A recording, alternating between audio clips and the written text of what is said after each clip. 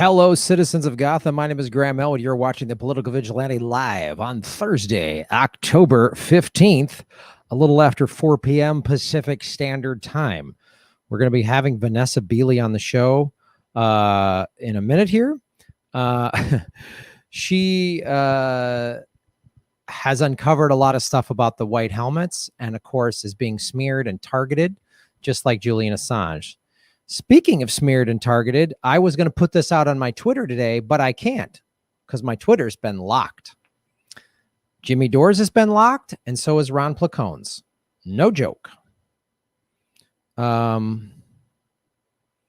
It's unreal. So I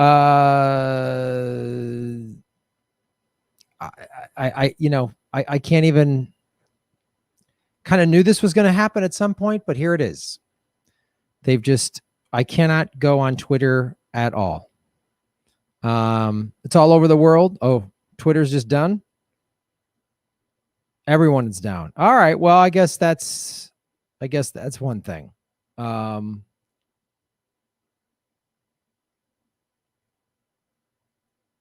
All right.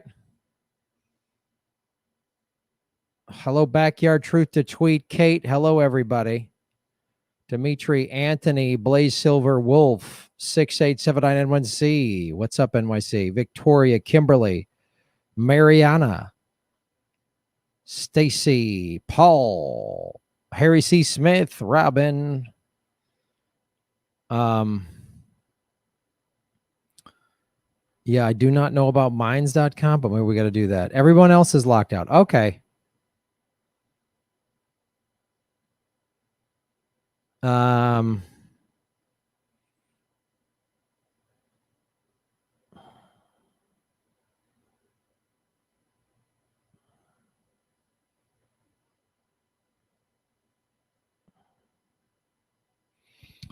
Hello from Nashville. Yeah. Yeah, Twitter crashes right after their censure. It's really, it gets crazier and crazier every day. Doesn't it, folks? Doesn't it get a little kind of nutty every day? We're going to bring Vanessa on in just a second. Make sure you hit the like button, ladies and gentlemen. If you're new to the show, please hit the subscribe button. And then you can support the show doing the super chats. I will answer all of those after speaking with Vanessa. Hit the like button. I mean, I would tell you share it out on your social media, but apparently Twitter's down. I don't know if it's just down for folks like us. Kate's Twitter account is working. Okay. So they are doing full-blown censorship.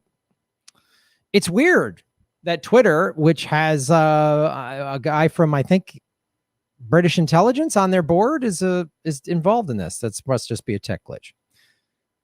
Yeah, a bunch of you people, Twitter is not blocked. Okay, that's all we need to know.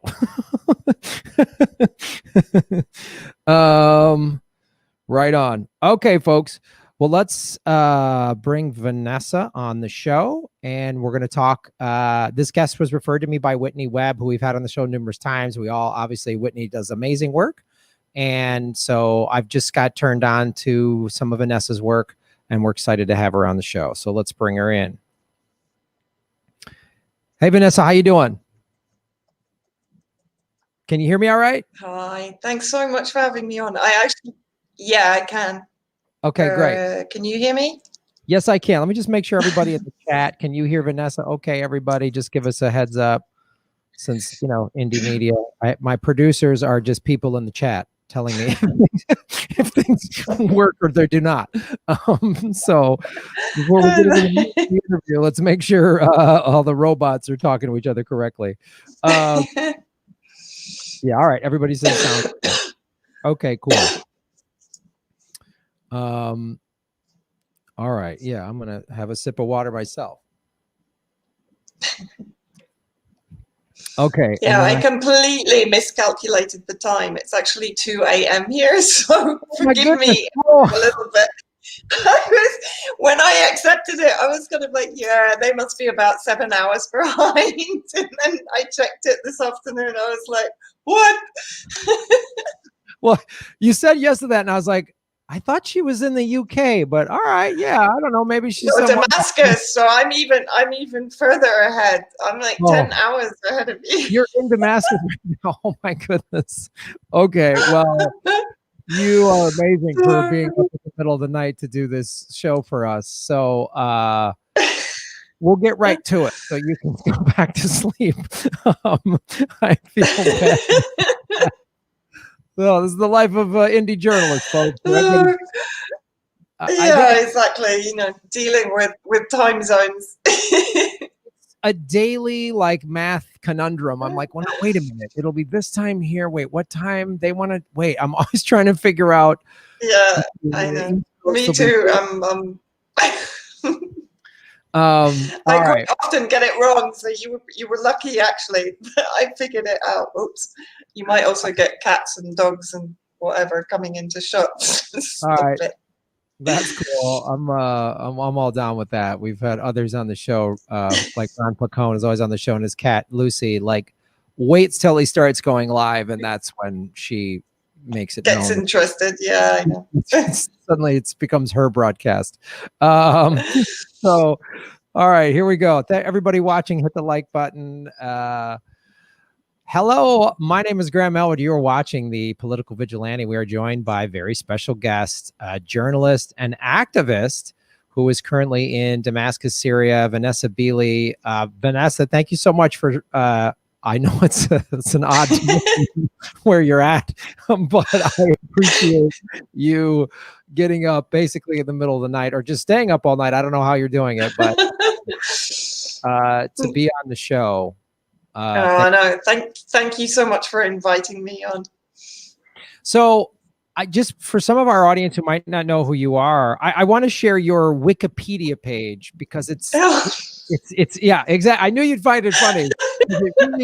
It shows how they're smearing you. So you've basically, and we'll get into I want you to explain all of it yourself, but like, you've uncovered a lot of false narratives about the white helmets. And for doing so, you then get this put on your Wikipedia page. Vanessa is a British activist and blogger. She is known for her pro-Bashar al-Assad advocacy and promoting conspiracy theories and falsehoods about the Syrian civil war, in particular the white helmets, who she falsely claims are a terrorist organization. All right.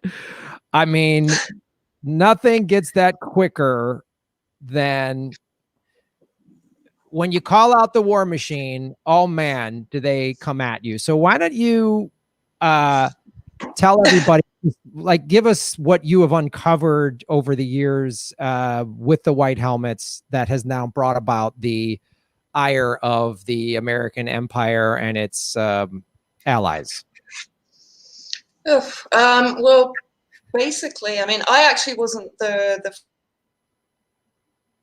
first one to highlight the role of the white helmets inside Syria. I put out a big shout out to Cory Morningstar, the wrong kind of green, who does an incredible job exposing the NGO smart power complex. And I would recommend everybody go and take a look at her work.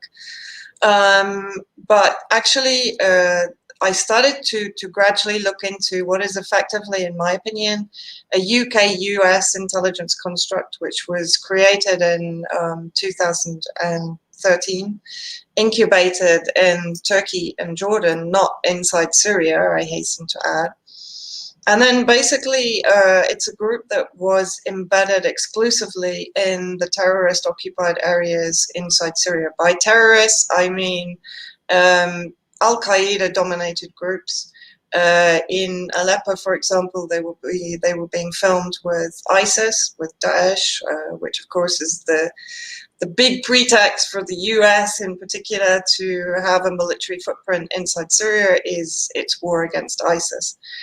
They are embedded with these armed extremist groups. As I say, in most areas that are occupied by these militant groups, they're dominated by Al-Qaeda, which is the most heavily funded, heavily armed group, of course, funded and armed directly and indirectly by the US coalition, by members of the US coalition that have been waging this regime change war against Syria for 10 years now. That, of course, is verified by the released Department of Intelligence Agency documents showing that America in particular was planning to foment the insurgency inside Syria using these extremist proxies to carry out their bidding, which of course is the toppling of the internationally recognized Syrian government. So the white helmets are. I just want to clarify for we've talked about it before in the show, but it's a thing we pointed out, but to my audience here, Vanessa has just very concisely pointed out the United States is funding Al-Qaeda to help overturn Assad in Syria. That's I thought we were part of the war on terror. Well, sort of. When someone won't give up an oil pipeline, then things get a little murky, I guess. So anyway, I just wanted to clarify. Well, I think also it's very important to note that the US is also working alongside ISIS. I mean, as I said, the very organization that provides the pretext for the US to increase its military footprint. I mean, Trump, of course, made noises about withdrawing from Syria, but in reality, under the COVID-19 crisis, in fact, America has been increasing its military footprint in Syria, particularly in the areas where it's occupying or its proxies are occupying the oil-rich resources, the oil wells, etc. Of course, how the US sees it is organizations like ISIS, like the SDF, the so-called Syrian Democratic Forces, the Kurdish separatist factions, who are effectively a proxy of both Israel and the US in Syria. These organizations are using the oil as revenue. So they're basically stealing it, they're taking it into Turkey in particular, and which is from there it's being sold on to Israel in reality.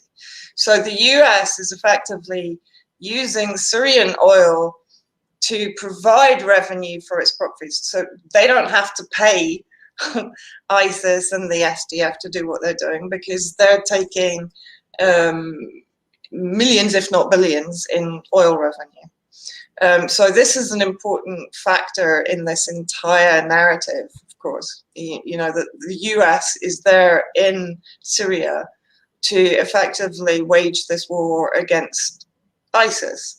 The Al-Tanif base in the southeast of Syria is right next door to, people may have heard of the Rukban refugee camp, because the US uses that as a sort of humanitarian narrative, misleading narrative. The Rukban camp is a refugee camp, but it's a refugee camp which is dominant, which is controlled and occupied by extremist groups, which include ISIS. Arms are being funneled into that camp through Jordan. Every SIM card in that camp is American, by the way. So the US military in Al-Tanif can keep track basically on what's happening inside the camp. It's a recruitment center for these extremist groups. America has a 25-kilometer radius around the camp where Syria and Russia, which by the way is an invited ally of Syria, are not able to enter. So this entire, the Tanif military base and the Rukban recruitment center is effectively ring-fenced by America and controlled and guarded by American armed group proxies.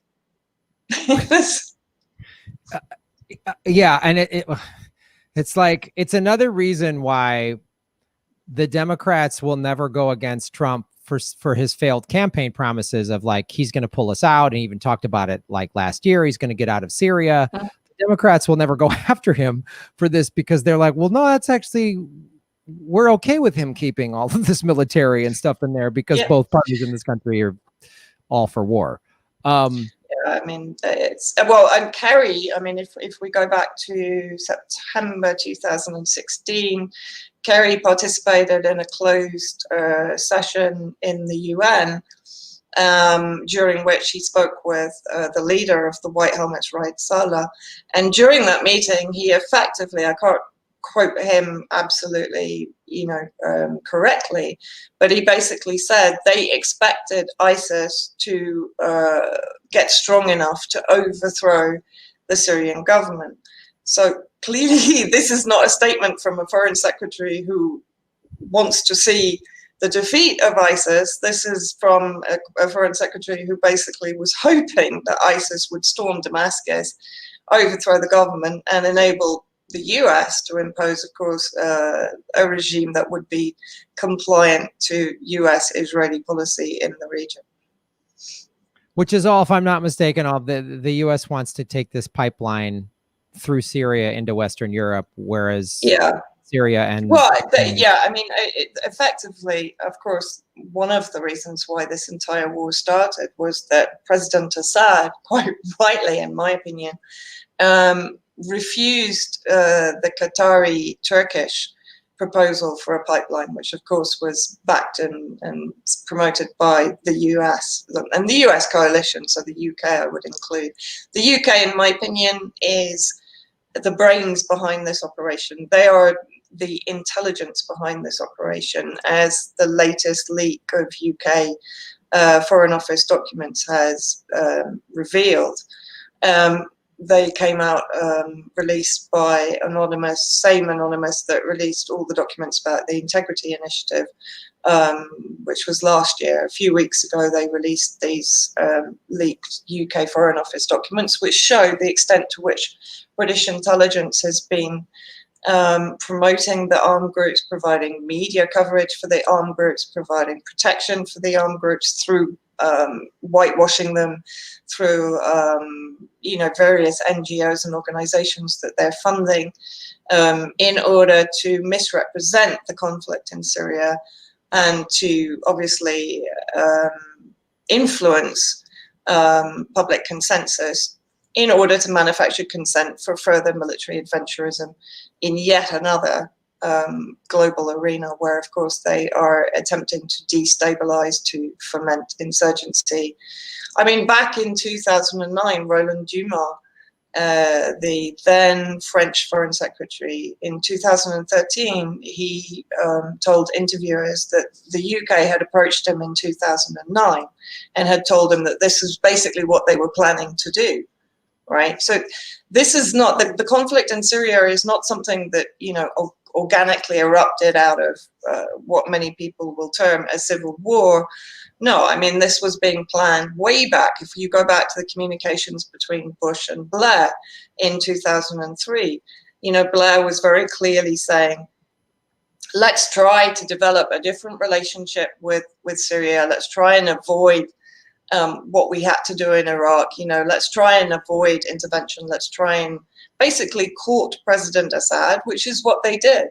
But of course, President Assad didn't come in line. He didn't relinquish the Palestinian cause.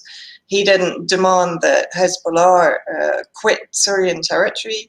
He refused to break his long-standing defense treaty, basically, with Iran. Of course, he has had the Russian naval base in Tartus for the last 50 plus years, right? And then, of course, he refused the Turkey-Qatar pipeline in favor of the Iranian-Russian pipeline. So all of this was, of course, complete anathema, to the UK-US alliance that had perceived Assad as a potential puppet government that they could manipulate in order to have control of resources and regional territory. Oh, of course. And had Assad said yes, then we'd all love Assad. Then America would say how great he is. So, well, I mean, that's a good challenge to anyone. Try and find any media that is attacking President Assad prior to 2011. You won't find it. What you will actually find is Tony Blair, for example, nominating him for a knighthood, for an honorary knighthood in 2002. What you will find is American academics such as Professor David Lash writing glowing praise of him in a book that came out just prior to 2011, and then flipping completely post 2011. So, you know, I mean, this is textbook regime change, intervention war that we've been seeing in Syria. It's not a civil war. It's not an organic insurgency. Of course, there is opposition to the government. Of course, I speak to them regularly, and I'm allowed to speak to them, by the way. But they are what I would call the authentic opposition, and they don't take up arms and kill their own people in order to achieve democratic reform. They do it through the proper processes. They do it through parliament. They do it through constitutional measures, you know. And yeah, Syria is an operating state. It hasn't fallen. It hasn't fallen apart through the war. I mean, I would challenge any Western government, any Western state, to undergo the 10 years of hell that Syria has undergone, and that includes what I call economic terrorism, the imposition of savage sanctions by the US, UK, which of course, you know, don't affect the state as such, the government. They affect the people. The poorest people in the country are being affected right now. Just to let you know, I have electricity at the moment, but in about an hour and a half it will go off. I have 9 hours electricity a day. We don't have fuel at the moment. Why? Because the US is occupying all fuel resources or a couple of other refineries. So we don't have fuel. There are 10-kilometer queues in Damascus for fuel for cars. We don't have gas. Food prices are rocketing. I mean, this is just to give some indication to your audience of how people suffer under economic sanctions. And so, you know, I would challenge any Western state to have basically held the country together in the way that the Syrian government has done. And, you know, this isn't about one man. Of course, the PR and the whole military-industrial complex love to create these kind of bad guy, good guy narratives that are totally reductionist, but very easy for people to digest, right? So Assad is the bad guy, gassing his own people, killing his own people, bombing his own country, bombing his own infrastructure, hospitals, schools, etc. Right? I mean, why are they rebuilding them if they bomb them in the? I mean, the whole thing is just insane, especially when you're here, you know, and you see how the government is effectively. It's still providing bread to the people. It's still providing salaries. It's still providing civil society aid and sustenance for people. You know, it's extraordinary the stability that this government has maintained through this war. Whatever you think of them internally, whatever Syrians think of them, I challenge you to go out on the streets of any city in Syria now, particularly those that have been liberated, and speak to people here and say to them, and even if they say to you, yeah, I don't like this government, but let's not destate. We can't afford to be unstable right now. You know, we need the stability of this government. So and of course, everything you just said is no, I cannot get any information on that from any American media. It is just impossible. He's a butcher. He's a bad guy. He's this and that. That's all we hear. And so what you're telling is just I'm not sure. And on the one hand, it's shocking, but it's not, because this is what the American government does. I mean, they're doing this similarly to Maduro in Venezuela, because again, Venezuela won't give up their oil. So, Juan Guaido this CIA puppet just appears out of nowhere, and he's the new leader, and Pelosi and Trump stand and clap for him. it's well, and I mean, and also they've done it previously in Libya and Iraq. Iraq famously, of course, on the back of the dodgy dossier of the weapons of mass destruction. And let's not forget that there is a current dodgy dossier on the Assad chemical weapon attacks. You know, the OPCW has been proven to be corrupt. and producing fraudulent reports to retrospectively justify the US, UK, and French unlawful aggression against Syria after this alleged chemical attack. And again, you know, I was in Damascus when this attack happened. And in fact, the day before, I had visited chemical weapon laboratories that were under control of the armed groups, including Jaish al-Islam, which were the governing armed group in Douma, where the chemical weapon attack allegedly took place. Now, I visited those factories, basically producing chemical weapons, producing chlorine bombs and grenades and so on, with CNN's Frederick Pleitgen, right? Because, you know, here media get taken together to various sites, particularly if it's just after liberation for our own safety. We're taken as a group, which always cracks me up, because when they accuse me of like, well, yeah, but you go on government organized tours. Well, hold on, CNN and BBC and ITV and all the other media were with me. How come you're not saying the same thing to them, right? So anyway, I went into all these manufacturing sites and weapon dumps and ammunition stores and missile production centers run by the armed groups and of course supplied by the US, the UK, the Gulf states, Israel, Turkey, etc. With Frederick Pleitgen. Now the really interesting thing, one day after this is when this alleged attack took place. And of course, the first thing that came into my mind is, well, hold on, the so-called rebels had chemical weapon manufacturing sites there, so surely this should be mentioned. I saw Frederick go live, right? Not one word. Okay, it looks like the Syrian government has yet again gassed their own people.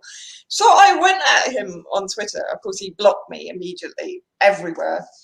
I was like, hold on, just yesterday you were with me in an area right next to the area where this attack has allegedly taken place, right?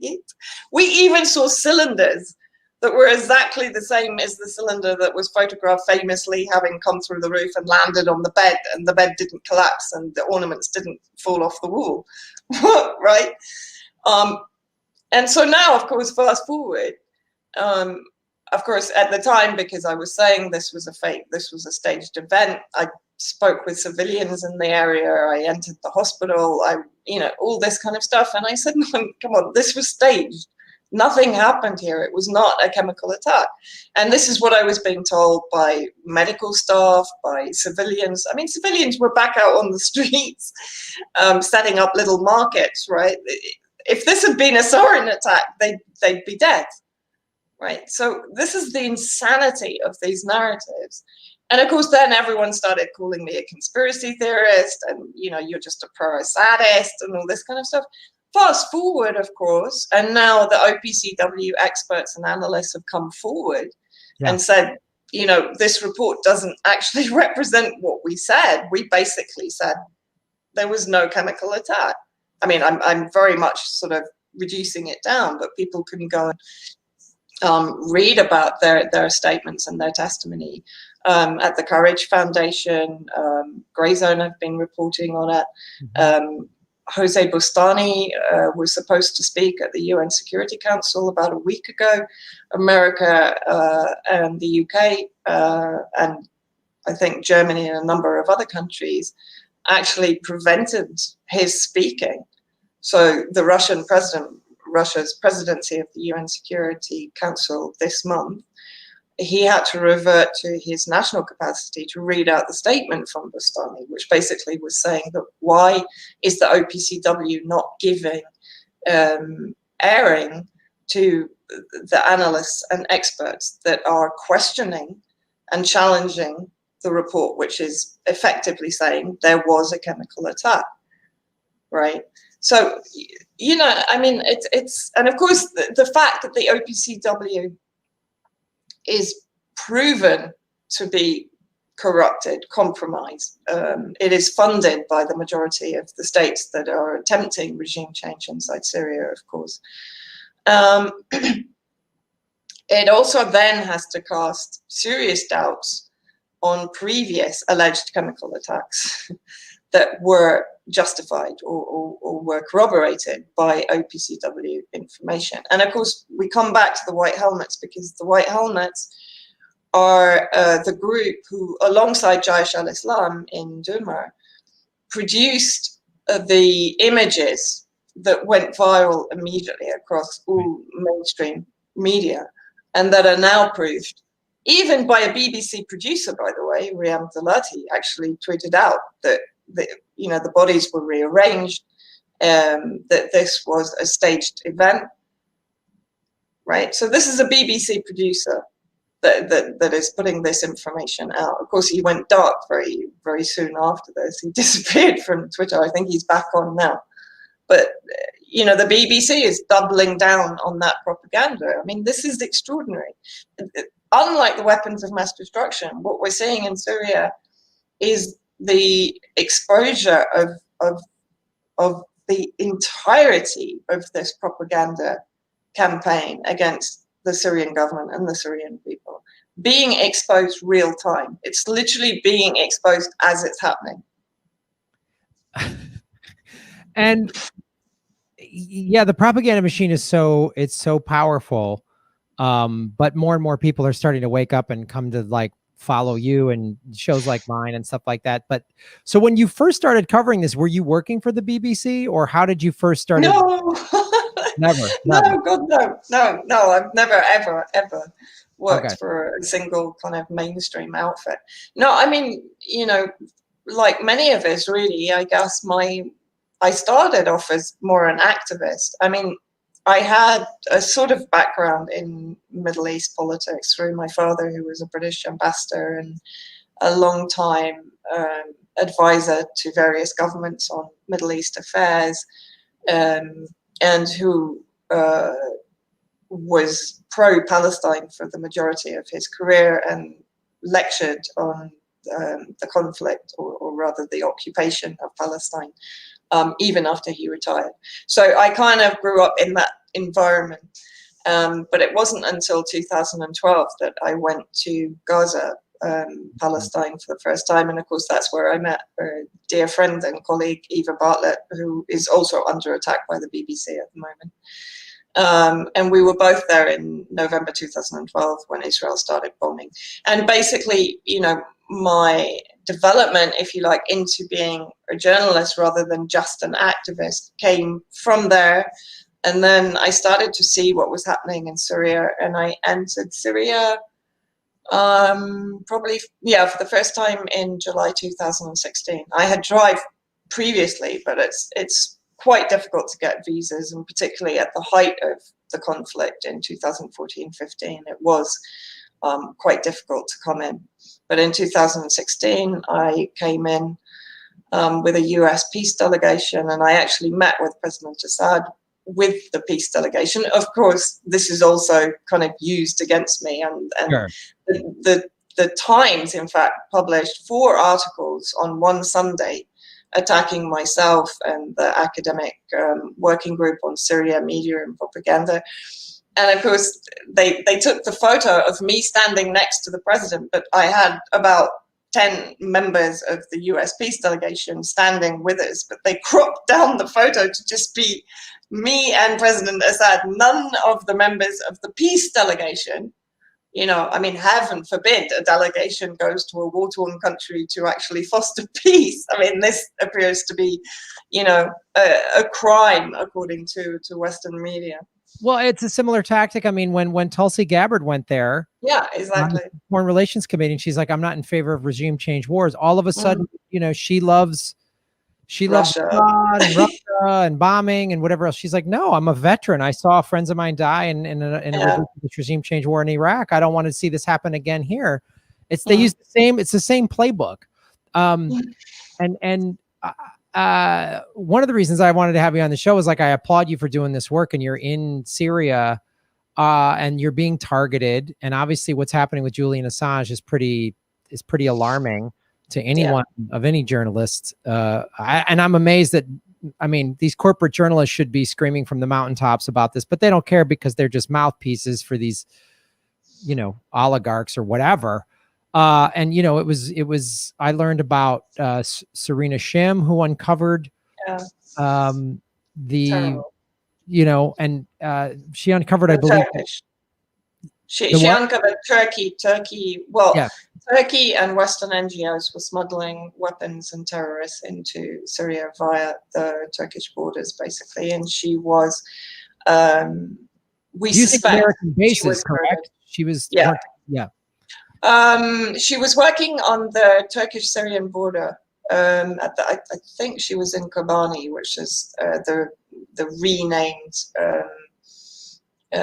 area occupied by the Kurds. I think, from memory, sorry, it was in 2014.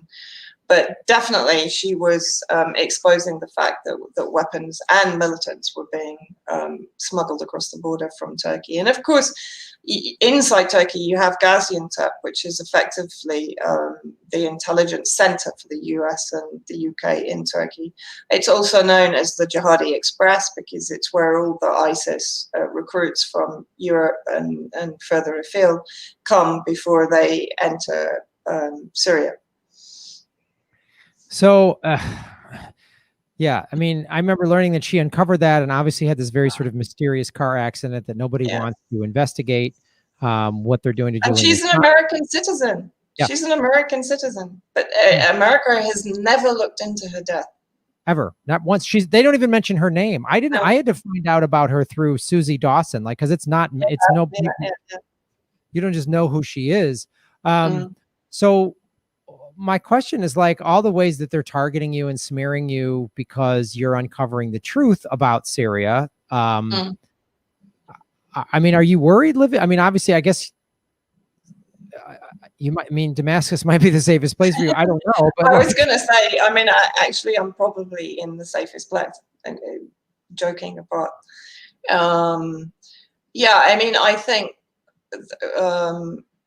think what was so shocking about the recent attack from the BBC, and you know, it's not only myself they've attacked Eva Bartlett, they've attacked Peter Ford, a former UK ambassador to Syria. They've attacked members of the working group, which are mostly academics or scientists, doctors, etc., who form the group. And who have been working on the various propaganda narratives against Syria or exposing them. So it's a blanket attack on anyone who, as you say, has been exposing, in particular, the White Helmets, and in particular, the former British military intelligence officer, James Le Mesurier, who founded the White Helmets and who died in very mysterious circumstances in November 2019. But what is shocking for me is that in my case, the BBC actually issued effectively a legal threat. So they have become the full extension of state power by doing that, because I honestly, historically, can't think of a precedent where a media outfit has threatened legal action. What legal action are they threatening? Well, what they've basically said, I can't remember the exact wording, but what they basically said, they've spoken to a lawyer, and on the basis that I have said publicly, and I will stand by that statement, that the White Helmets are embedded with terrorist groups. The White Helmets provide military intelligence to Al-Qaeda. They provide information on incoming airstrikes by Syria and Russia to Al-Qaeda, right? This is proven through a US State Department-backed surveillance system, HALA systems. They carry arms. There are accusations against them from Syrian people that lived under their occupation of child abduction, of organ trafficking, of torture, of imprisonment, persecution of religious minorities or those that don't comply with Islamist extremism. So I have said publicly that under those circumstances, and if they are occupying hospitals and schools and civilian residential buildings alongside Al-Qaeda, They cease to be a humanitarian organization, and they are a legitimate target during a military campaign to liberate urban areas from a terrorist military foreign-funded occupation, right? So the BBC has come back to me and said, well, on the basis that you are in contact with Syrian ministers, that you are supported by Syria and Russia, and that you are effectively inciting the bombing of a humanitarian organization, you might be liable to prosecution under humanitarian law. Right? This, well, the BBC, of course, historically has supported US, UK military intervention and the humanitarian devastation that has been caused by these wars globally, supported by the BBC. So, this is an extraordinary power grab by the BBC, in my opinion. And this is what alerted kind of me and Whitney, because we're like, shit, on the back of what they've done to Assange, unlawful incarceration, effectively torture, mistreatment, etc., etc. And a kangaroo court trying him, and a travesty of a case against him. What it's done clearly is embolden, particularly state media, to effectively persecute independent journalists or dissidents or activists or academics who don't toe the line, because they're challenging narratives that organizations like the BBC are paid to produce. So it's a dangerous precedent. It's a very dangerous precedent. Yeah, it's mystifying to me that a media organization would threaten legal action. Like, if that's not state media, I don't know what is. I mean, it's just like it's so. What do you? I mean, like, what do you do in this situation? This like. Well, actually, we attack. I mean, Shamin Nawani, another journalist who I highly recommend people read. I mean, she was in Syria right from the beginning of the conflict. She exposed very early on many of the false flags and the propaganda stories that were being produced by various people embedded on the ground here in Syria. But she said to me, look, they're not going to take you to court, because as soon as you go to court, because the BBC is state media, your legal team will have access to all the documents that the state has on the conflict in Syria. So she said, of course, they're not going to do it, because they're going to have to release information that is going to really, put them in the dock, basically. Mm-hmm. And I believe she's right, because I've always said, by all means, take me to court, because if you take me to court, I can call witnesses. I can bring forward my evidence in an independent, supposedly independent environment, right? Rather than a sort of, a prejudged trial by the BBC. So, my response and Whitney's response, is, if you like, was immediately to say, okay, let's use this. Let's turn it against them, because it's overreach on their part. I don't believe that under any sort of legal status should the BBC be issuing, albeit sort of, carefully worded legal threats. I mean, this is psychological war at best. At worst, it is serious intimidation. Right. Well, man, I applaud you for doing this, and I'm glad Whitney reached out to me to have you on the show, because some of this information I knew about I've done some videos on the OPCW and the leaked documents and showing that they're corruption. I've talked to Tariq Haddad on the show about what he uncovered, and but I mean, the fact that you're there on the ground, and I mean, how is Damascus, just in terms of, I mean, you told us about the gas lines and the electricity, but in terms of just like on a day-to-day living basis of safety, is there, I mean, do you feel like it's totally, I mean, no. If you came here, you'd kind of say, what war? You know, people go about their business, and they have done since the final liberation of the eastern suburbs of Damascus in March, April 2018, of course, just as the Douma chemical attack happened, or the alleged attack.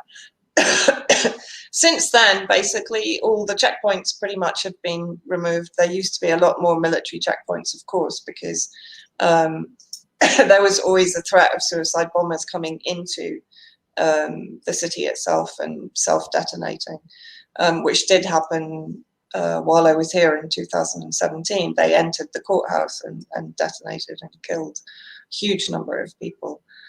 And of course, none of these attacks are really talked about in the West, right? None of the mortar attacks, the tens of thousands of mortars that landed in schools, hospitals, Christian areas of Damascus, they were rarely talked about, you know. And when I used to come, both myself and Eva, we used to stay in the Christian area, Bab Tuma, in the old city, which is very close to the areas that were occupied by the terrorist groups.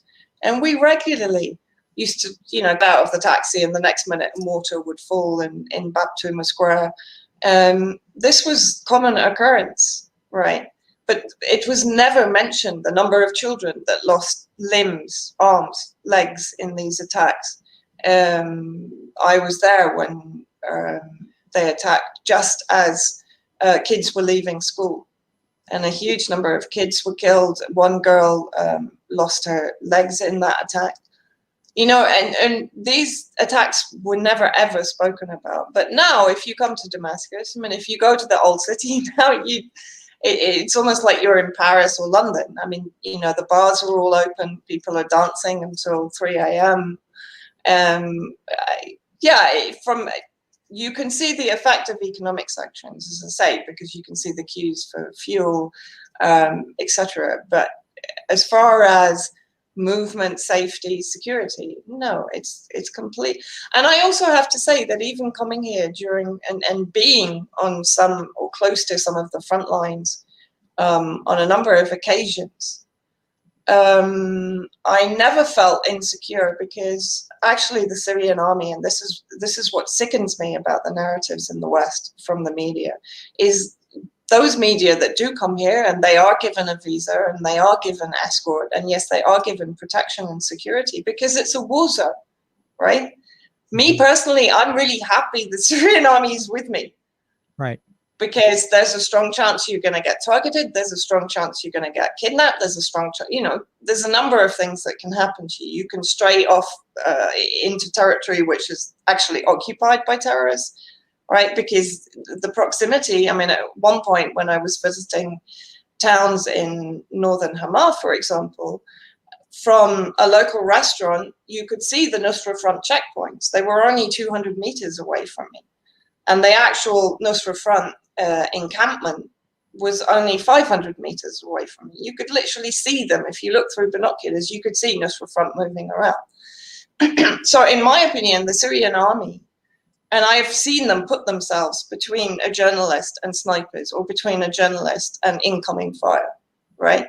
And the absolute criminal hypocrisy of these media who come and whose lives are protected and saved by the Syrian army, and yet will go away and write about what criminals they are, how they kill their own people, how they rape their own women. East Aleppo, perfect example. During liberation, the UN and Western media was basically saying, oh, the Syrian army is entering these areas and it's raping the women, and it's, you know, and I'm standing in the streets where they're claiming this is happening. And I'm seeing the Syrian army break down in tears because they've gone home for the first time in 5 years. And I've seen them carrying old ladies from the top floor with all their baggage and helping them onto the trucks that were taking them out and providing them with hot tea. This makes me, you know, I don't care what people say about, my bias is towards these guys. Why? Because they are conscripts. This isn't some kind of professional army like the mercenaries that the US has sent to massacre Syrian people.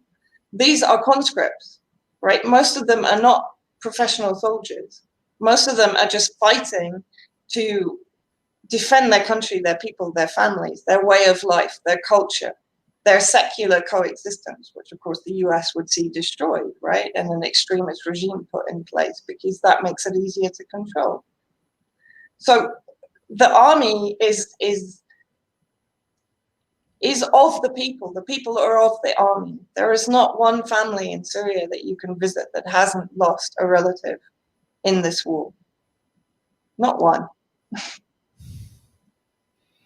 Yeah, that's like, yeah, the American media, that is, it is criminal that they're all the stuff that's happening. And I don't think, and the thing is, the American people, because they're so blatantly lied to and they don't know where to get any sort of truth from, don't realize that Americans are backing terrorist organizations that are shooting rockets into Christian neighborhoods. And, you know, like all that stuff you just explained, most Americans go, well, wait a minute, I thought we were fighting terrorism. You know, like, no, we've spent trillions of dollars that all could be spent here in America. And here we are in the middle of a pandemic, and we give trillions of dollars to Wall Street, and we keep these wars going and these sanctions. And it's just criminal.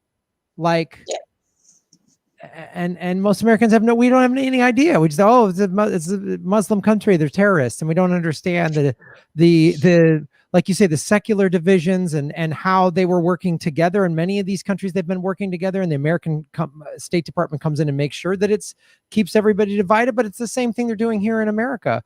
They're keeping us divided so that we don't rise up and get them out of power. Like that's what's going on. Well, Vanessa, tell people where, like, what they can follow, how they can get more information, help your cause, support in whatever way. How can people do that? Well, I have a Patreon account for as long as we're allowed to keep them. Of course, the deplatforming campaign is probably going to gather momentum, as we all know, against dissidents and activists and independent journalists. But I have a Patreon account, and yeah, even $1 a month is a help, you know. I write for obviously Whitney Webb's new website, Unlimited Hangout, The Last American Vagabond, Ryan Christian, who does an amazing job, Mint Press News, RT, of course. So that's it, yeah. And Twitter and Facebook, but Twitter mostly. Okay, cool. Well, we'll look for you on all those platforms, Vanessa, and thank you so much for taking time out of your day or the middle of the night, your early morning, to talk with us. And I really applaud the work that you're doing. So stay safe. Thank you so much for having me on. And by all means, if you uncover some new stuff that you need to get out, you email me whenever they're like, hey, Graham, I want to put this out there. That's what Whitney does. Whitney just reaches out to me and goes, Graham, cool. do thing. And say, all right, you come on. So just, you got my email, reach out whenever you need to talk about something. We'll have you back on the show for sure. That's brilliant. Thanks ever so much. Thank you. All right. Thank you, Vanessa. Have a great day or morning or sleep or whatever. I will. All right. Stay safe. Thanks. Bye. Bye-bye. So that was Vanessa Beeley, ladies and gentlemen. I mean, that's, again, she's out there, she's in Damascus. I mean, this is, you know, it was like whatever, 2 a.m. for her. So it's another, this is the thing, the corporate media is just, I mean, like I've been pretty knowledgeable about the lies of Syria, but we just all learned more in this last, you know, whatever, 50 some minutes I was talking to her. And she's in Damascus, man. So if you can, you know, join her Patreon or something, that'd be huge. And she's on Hidden Hangout, which is now Whitney Webb's site that is now on Rockfin. It's another way to support Rockfin. And so you're supporting all of us on Rockfin. But yeah, that was that's just amazing. And there's the blatant lies of corporate media, yeah, I don't even know what the title of this clip is going to be, because it's just like there's so much information in there. But thank you, everybody, for supporting the show. Like, share, subscribe.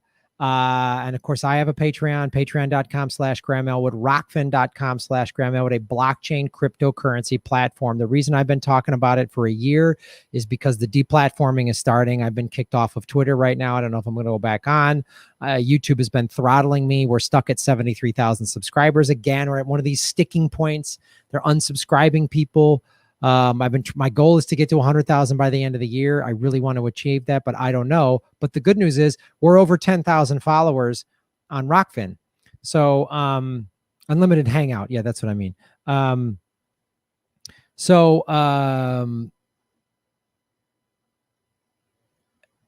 I mean, this woman is putting her life on the line. She's putting her life on the line. That's what this woman is doing. And she's well aware of, and she's putting her life on the line. So, you know, that's a badass. That's a vigilante, baby. That's a political vigilante right there. So she's out there making Gotham great again, like on a street level.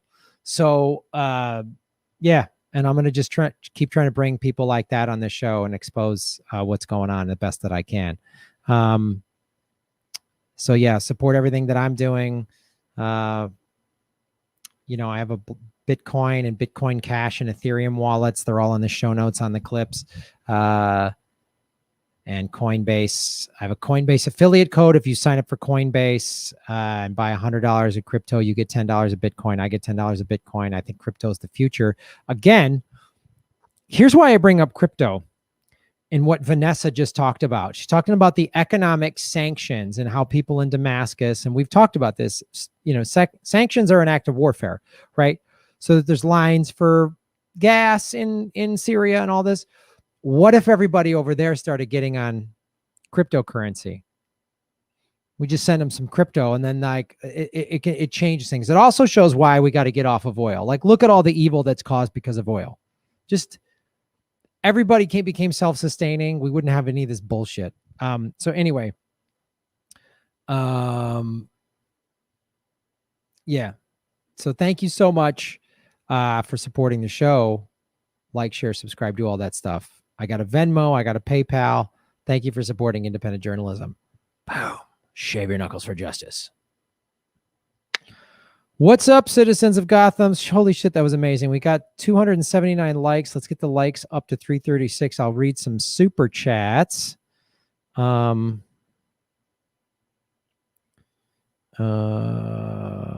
first one isn't up there, but Anthony, shave your knuckles for justice. You can support the show like Anthony's doing by hitting the dollar icon button. Thank you so much. I also have a Venmo account. I'll make sure that's up. Some people use Venmo during the super chats, and they ask me questions during Venmo. My Venmo is at Graham Elwood.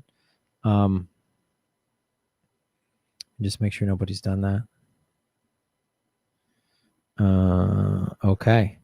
Thank you, Anthony.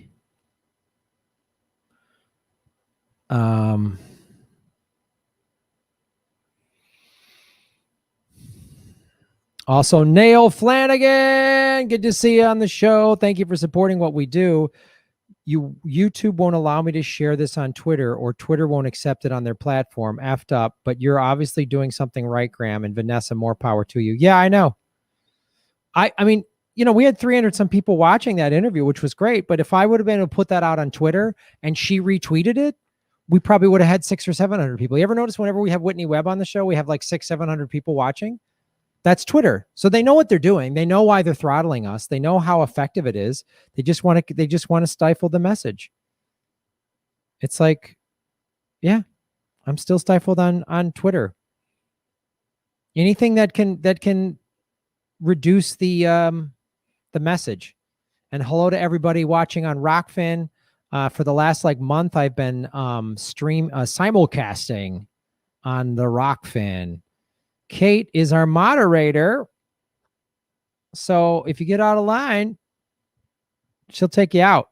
What's up, Kate? Are you shaving your knuckles for justice? I'm sure that you are. Could you please talk about the woman who was killed mysteriously? Are you talking about Serena Shim? I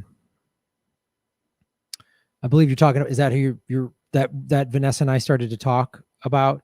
Yeah. Oh, Hello from Metamora, Indiana. What's up?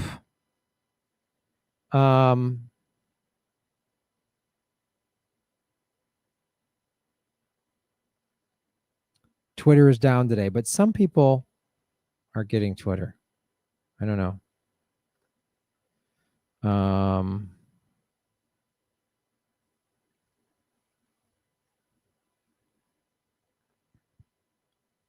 I'm like a dolphin, no knuckle shaving in my future. Yeah, let me talk about Serena Shim. Maybe I can find some information on her to Vanessa's Wikipedia page is hysterical in terms of how crazy it is. It's just like, yeah, she's a conspiracy theorist that loves Assad. I mean, it's just like, oh God. It's just like, you see how effective it is. They put it out on all these different sources. So you go and you question her a little bit. Maybe she's like that's how effective. They know what they're doing. They know what they're doing.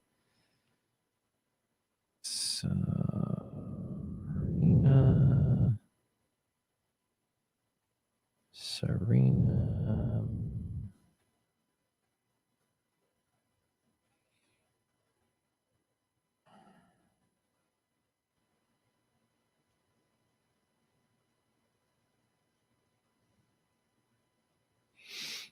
Mm-hmm. Yeah, and I follow.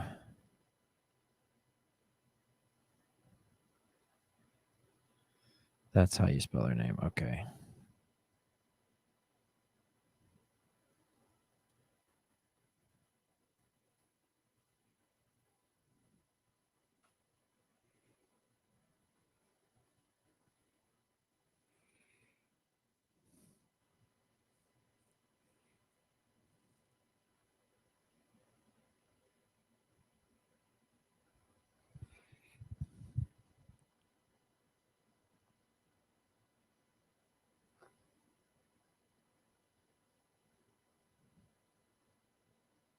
Yeah, there's now an award, the Serena Shim Award for uncompromised integrity in journalism.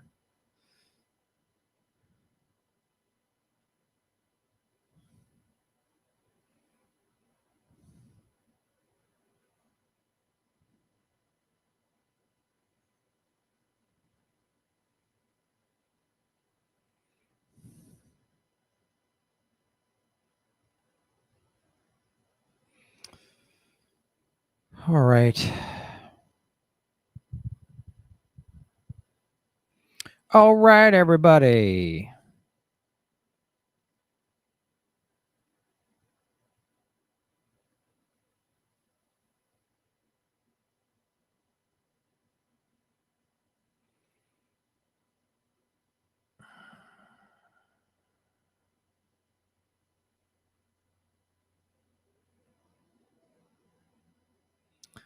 Let's do this segment. Oh, I missed a couple. Oh, I missed a couple super chats. Let me go snatch those up.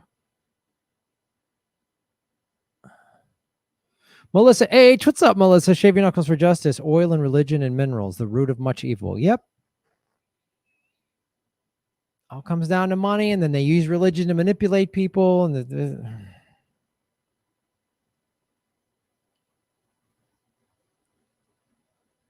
we all need to be vigilant on Rockfin. You got that right. Twitter is not working for me right now. Maybe it's working for you.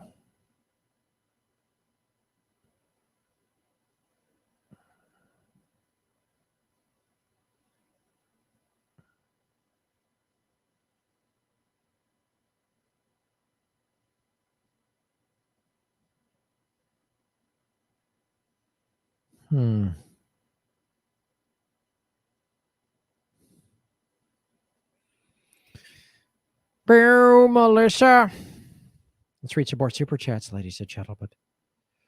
Naughty Vegan, what's up? Boom. Lots of YouTube videos and channels were taken down today. Wow.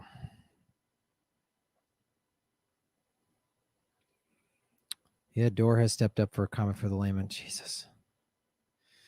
Wanchat Theranu, what's up, brother? It's easy to manipulate Wikipedia if you employ full-time people to edit the content. Yep, which is what they do.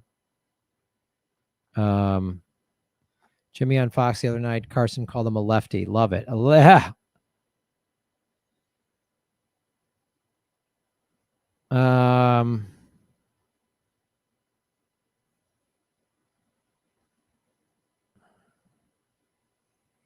Get well soon, gamer. Progressive. Gamer for life. Progressive. What's up? Iron your bowling shirts for justice. This is a little. I don't think it needs an iron. Yeah, it's a nice crisp shirt. What do you say, Progressive?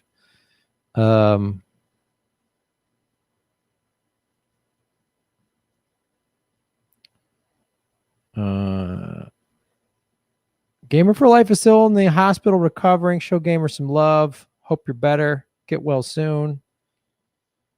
Oh, it's good to hear. Way better. Nice.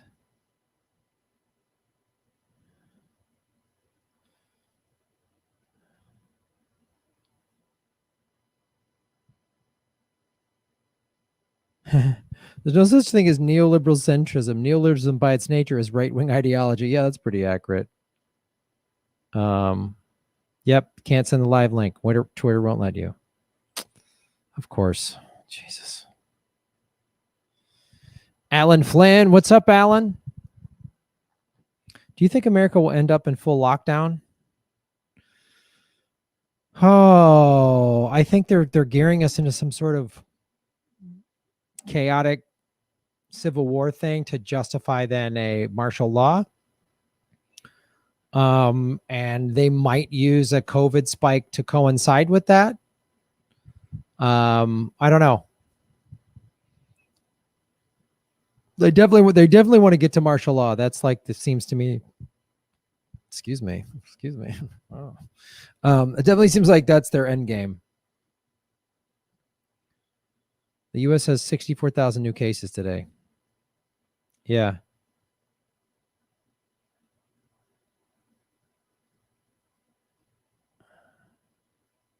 Not as long as Texas is part of the country. My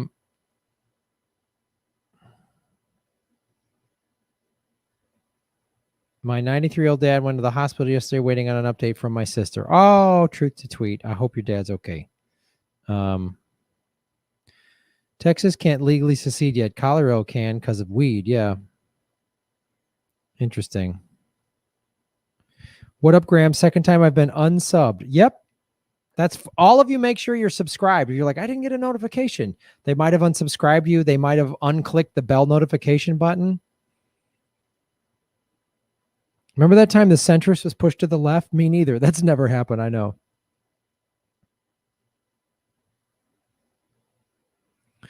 I sent you a video about Japan and COVID from Dr. John Campbell. Okay, let me check that out. One sec.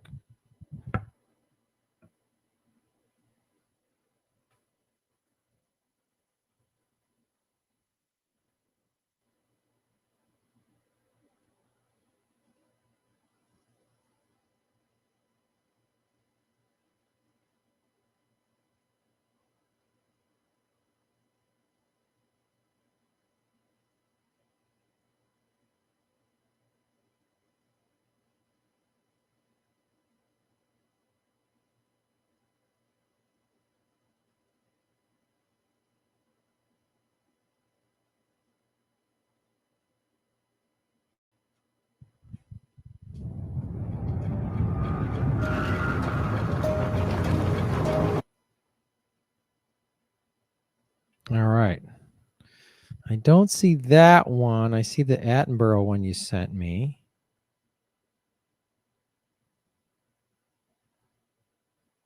Oh, there it is. Ah, pandemic learning from Japan. Oh.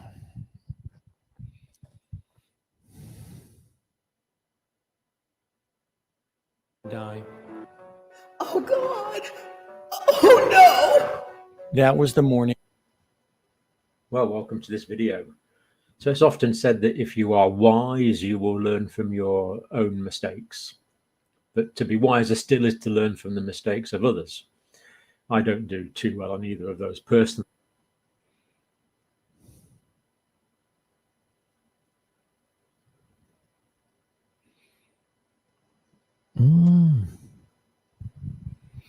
So Japan has a population of 127 million people, 89,000 cases, 1,600 deaths. Fatality rates low compared to Western countries, decreased despite the absence of lockdown. No lockdown. Low infection prevalence. Healthy volunteer workers.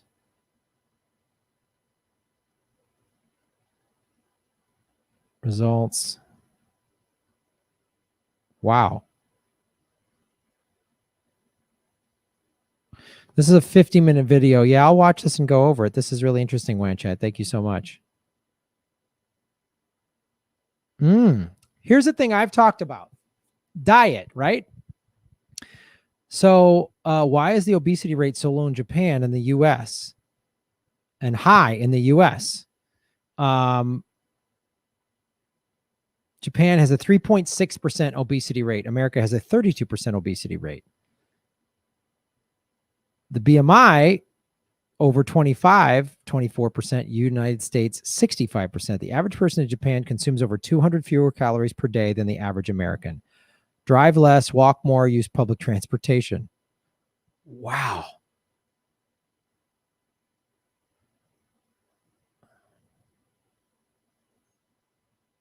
They wear masks. They're a non-tactile culture. They bow. They don't shake hands. They're a quiet culture. They're a ventilation culture. Limited international travel. Supervised quarantine. So there's all these. I've always asked, like, when somebody dies, they don't ask enough questions in this country. What was their diet? What was their exercise? They just say, you know. So I was like, I saw some, like, one time, like, oh, this young woman in her 20s died and it was a real tragedy. She had no pre-existing conditions, and they showed a photo of her and she was at least 80 pounds overweight. And I was like, well, that's not healthy. That's and Japan, I've been there. People are super healthy. People in their 70s and 80s are walking. They're doing Tai Chi in the park. They're like, everyone's out exercising, eating healthy. The meals are very small. The portion size is smaller. And it's like, that has to figure into. They didn't do any shutdowns at all. And I told this before. I said, I talked to my friend in Tokyo, and she was like, she has some pre-existing conditions, so she was very much staying home, but her husband was taking the train to work every day. Crowded Tokyo subways. Everyone has a mask. Anytime there's any sort of cold or flu, people just wear masks. People wear masks. They're not like, oh, you tell me to wear a mask. They don't fight about it, and they have low rates. Come on, America. God, you're so dumb, America.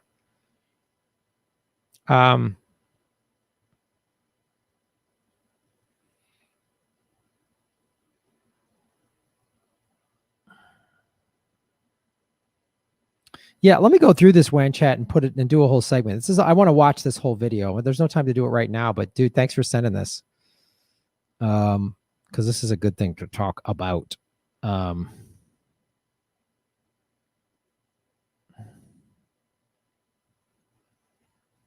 I mean, I was at a Starbucks in Tokyo. Their small, medium, and their large is our small. I mean, just to tell you that right there, just that. And you go to a restaurant, it's smaller portions, and you're never like, oh, man. And I've done these big sit-down meals in Japan where all these food is brought out, and it's amazing. But it's rice, it's vegetables, it's, you know, very fresh. It's, you know.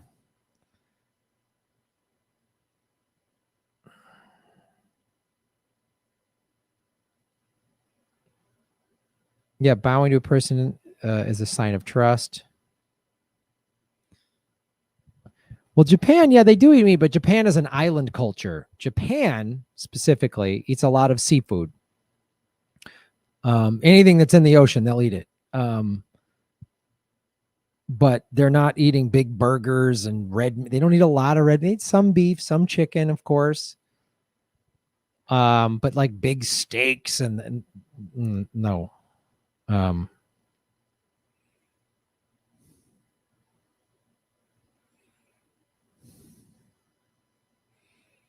Here's a super chat I missed. Oh, there's a couple I missed. There we go. Harry C. Smith, shave your knuckles for justice.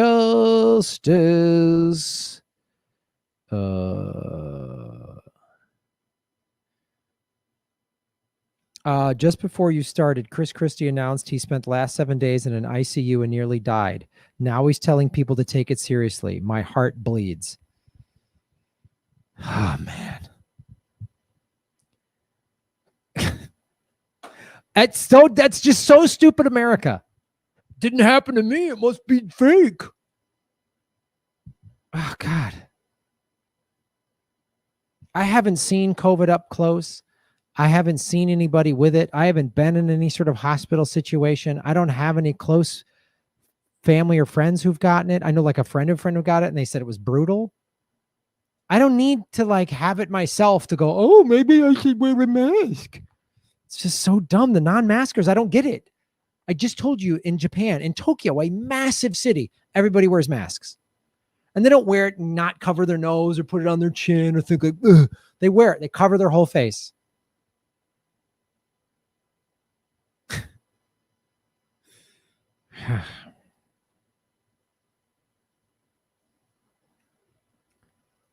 Connie Conception, what's up, Connie? Shaving knuckles for justice. Chris Christie. Yeah, is he in good shape? He felt like dying. So now there's the thing they've said that people who have it, even if they recover, they have permanent heart damage. 3 out of 5 people have that. It's like unbelievable. Just Americans are just like a bunch of dumb children who got to learn the hard way. I'm not wearing a helmet. It's my right. Oh, my head hurts. Fucking stupid.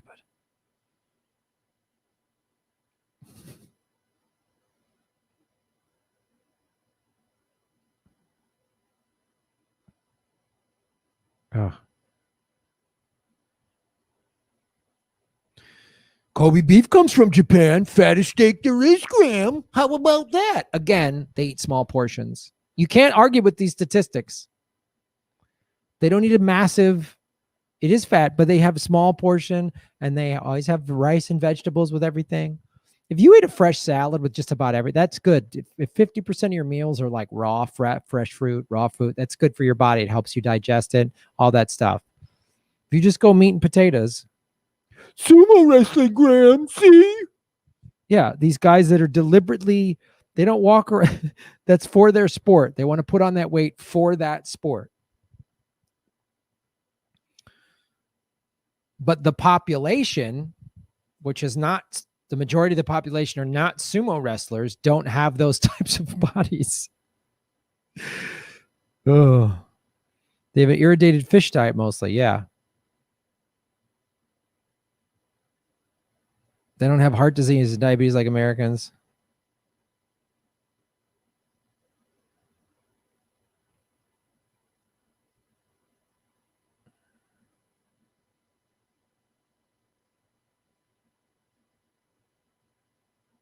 Sumo wrestling, Kobe beef.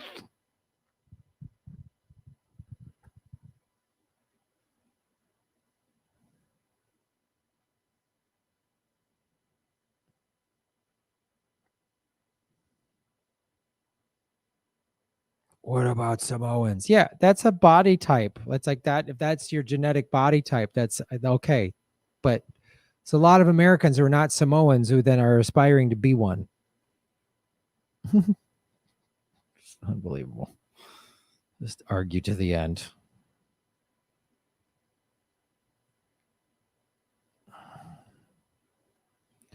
Keep it real. Shave your knuckles with us. I just read you statistics from Japan, and then people are like, but what about that?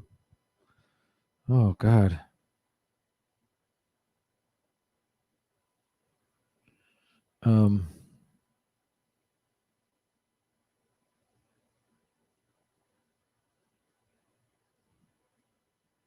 Larry Morrow, Shave Your Knuckles for Justice. I hear Chris Christie is now calling for completely defunding the poetic justice system.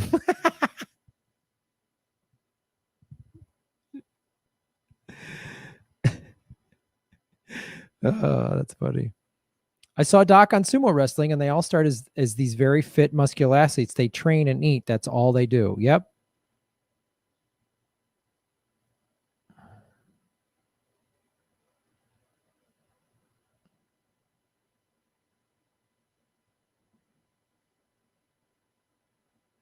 Spreading Americanism around the world.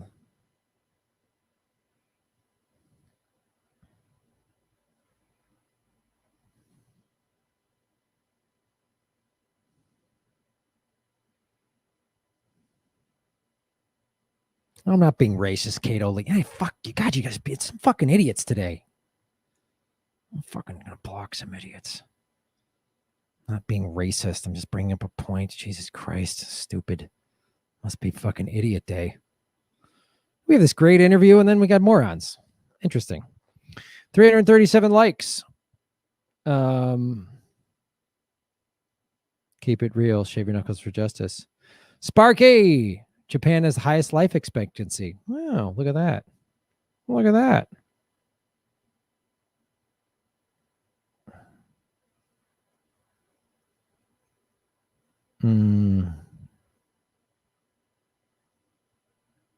Chris Krispy Kreme. Funny. Chris Kelly super sticker. You can support the show for as little as $1. Like Chris just did. Thank you, Chris. We appreciate it.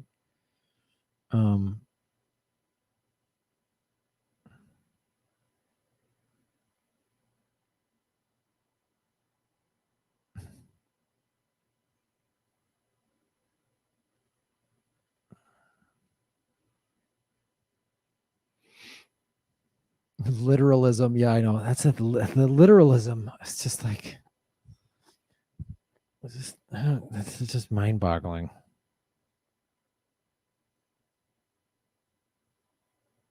Yeah, Japan is a wonderful mix of old world and new world. It is just like 1,000-year-old culture in these temples, these Buddhist temples and Shinto temples, and then just like cutting edge technology, just like laser quick. It's amazing. Japan is a fantastic place. I can't wait to go back there. Sparky, go boom, boom, boom. Look at the bright side of wearing a mask. It helps with seasonal allergies, less makeup required, and they inhibit the video surveillance state. Yep. Yep. Seaweed salad is really good. Have I surfed in Japan? Yes. I went there this summer, August of 2014, on my way to doing a tour of shows in Hong Kong and mainland China. And the flight went through Tokyo. And I had been there in June to shoot Earbuds, this documentary I directed. And so I had friends in Japan, and the flight was going through Tokyo. And I was like, well, why don't I spend a couple days in Tokyo?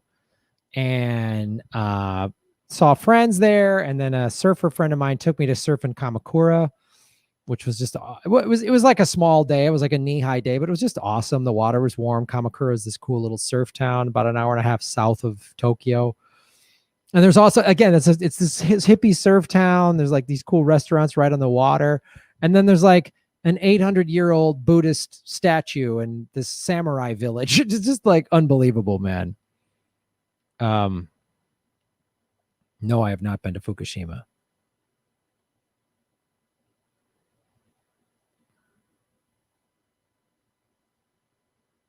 If I ever serve a Toltec, ever know I not.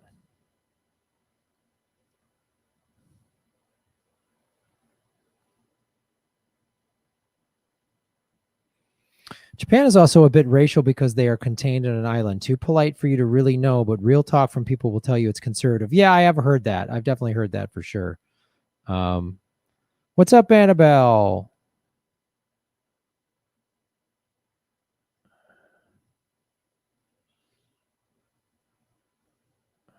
Yeah, Japan is fantastic. Haven't had a smoothie yet today. Had to get ready for the Vanessa interview, so I haven't worked out yet, but I will. but I will. 356 people watching, ladies and gentlemen.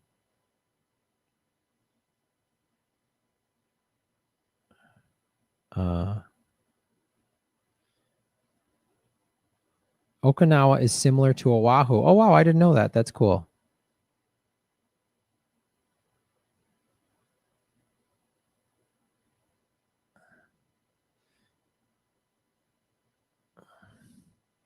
Jorge Ruiz, what's up, dude? Plant-based is the way to go. What's your position for on Prop 22? I wanted to read this about that. I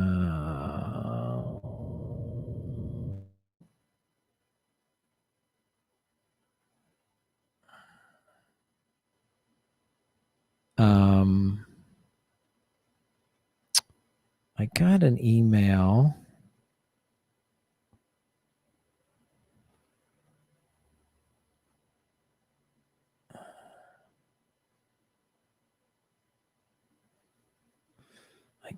I wanted to read this. Hold on.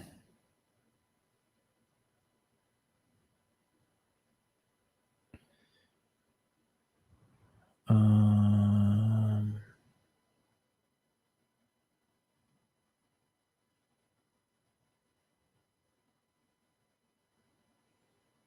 thought I had this. I wanted to read this to you about Prop 22.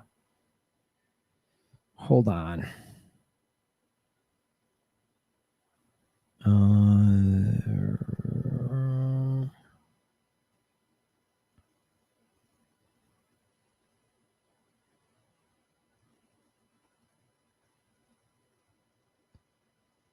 Hold on.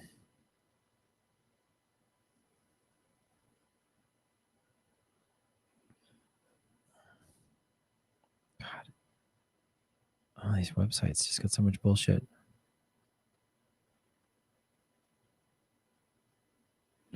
Hold on.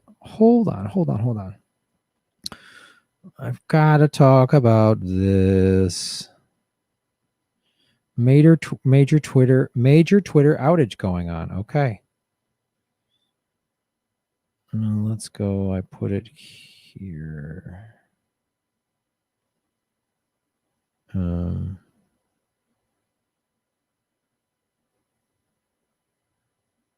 Oh yeah.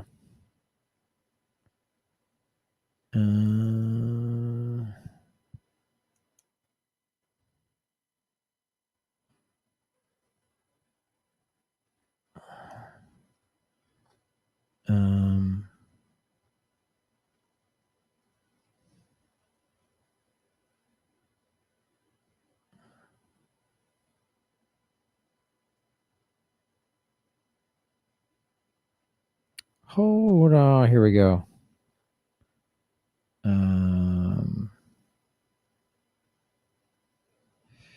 DSA endorses Nithya Raman. That's the woman we had Dave Anthony talk about.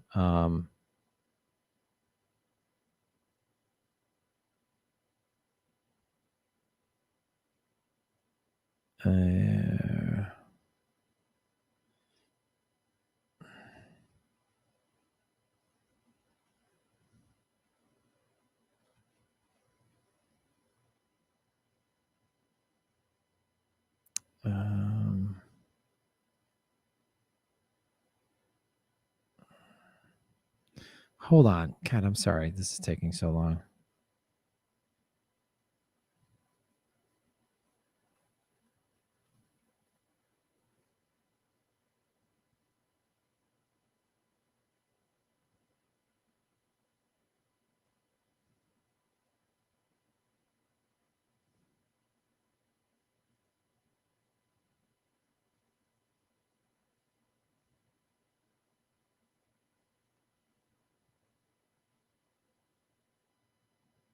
All right, let's read this.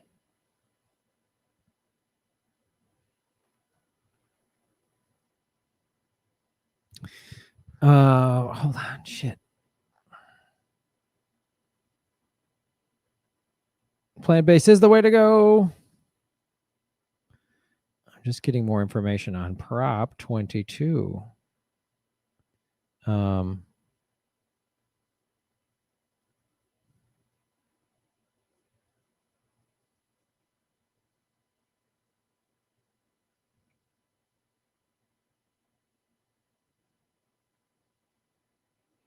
Okay.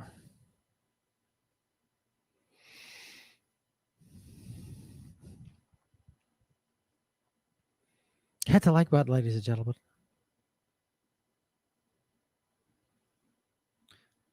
Hello, everybody. My name is Graham Elwood, and you are watching The Political Vigilante. Well, the question is asked about California Prop 22, and I wanted to break it down for you. The Guardian put out an article. Guardian, hit and miss over there, but this kind of breaks it down. How California voters could upend the gig economy. Voters in the state will decide whether Uber, Lyft, and other companies should classify gig workers as employees, right? A protest by Uber and Lyft drivers against California Proposition 22 on Wednesday. What is Proposition 22? It's a ballot measure that would exempt gig companies from AB 5, a landmark labor law passed in 2019 that extended employee protections to gig workers. In other words, Prop 22 would allow these companies not to treat gig workers like employees. I've talked about this before. These mega companies, Uber and Lyft, and I know Lyft is a little better than Uber, but they're still companies worth billions of dollars. And rather than the CEOs getting big paydays and all that stuff, these employees should be given employee benefits. I know people that drive for these Uber and Lyft, and I'm sure many of you do yourselves. If not, you know somebody, and it's tough work, man. And you're maybe getting $12 an hour after gas and everything else. And these company stock portfolios are going through the roof. Take care of your employees. But the official name of the ballot measure, and this is how they get tricky, Protect App-Based Drivers and Services Act. The measure, if passed by a majority of voters on 3 November, would apply to app-based drivers, including those who work for Uber, Lyft, and DoorDash.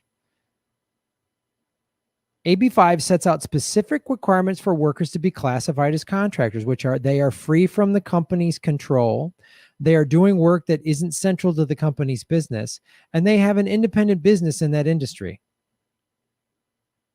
That's AB 5. That's the one that's requiring these companies. And of course, these big companies never want to pay real salary. What? If the worker does not meet all three of the standards, they will be classified as an employee and thus entitled to legal protections and benefits that come with employment in California. This includes minimum wage, overtime, expenses reimbursed, which would be fuel costs. That's the main thing they don't want to pay. Paid sick days, all these things that unions fought for like 100 years ago. Weird.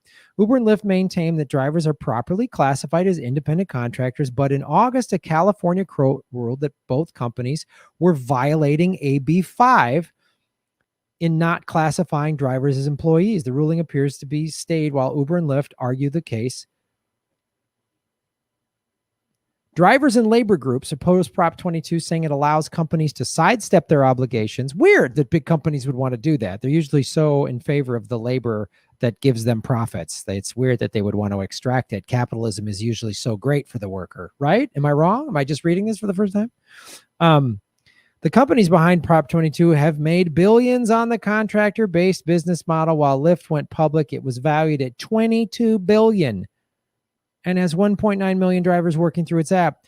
Uber was valued at $82 billion ahead of its initial public offering on May and has 3.9 million drivers. And many people drive for both. So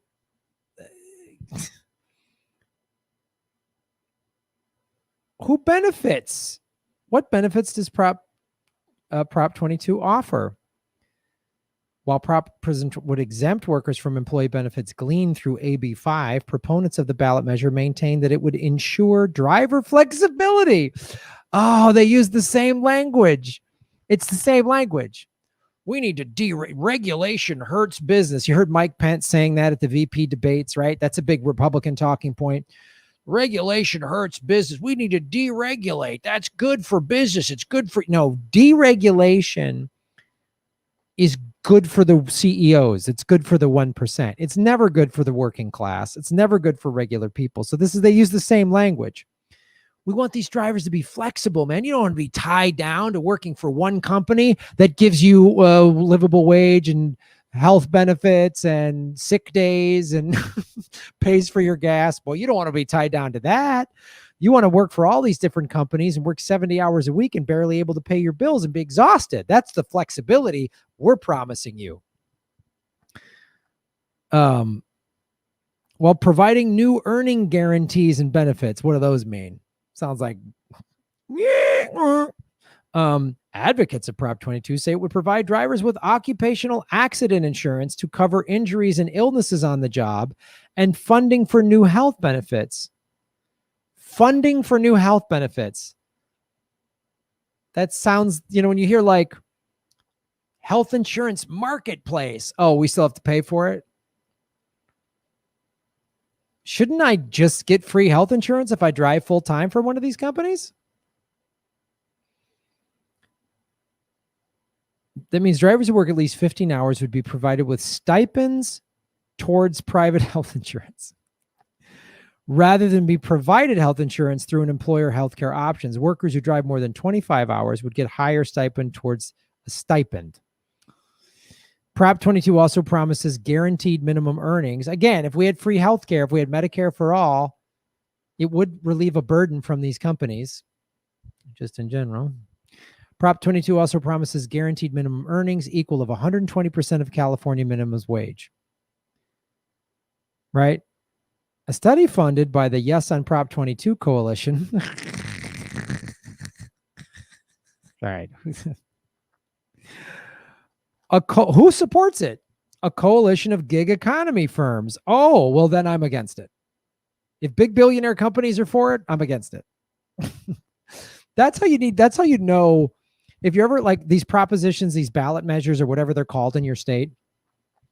Look who's against it or for it. If there's a good thing, it sounds good, and then big companies are against it, that's when you know it's good. Like Jeff Bezos spent $1.5 million to try to defeat Kshama Sawant. That's like, oh, that's the reason alone to vote for her. Oh, they have spent more than $184 million on campaigns promoting Prop 22. The Yes on Prop 22 campaigns claim the majority of rideshare drivers support flexibility in work. A number of workers outside the ride-hailing platforms have also spoken out against AB 5 and its effects. The bill was amended after freelance journalists complained of a measure in the bill that would prevent them from submitting more than 35 stories per year.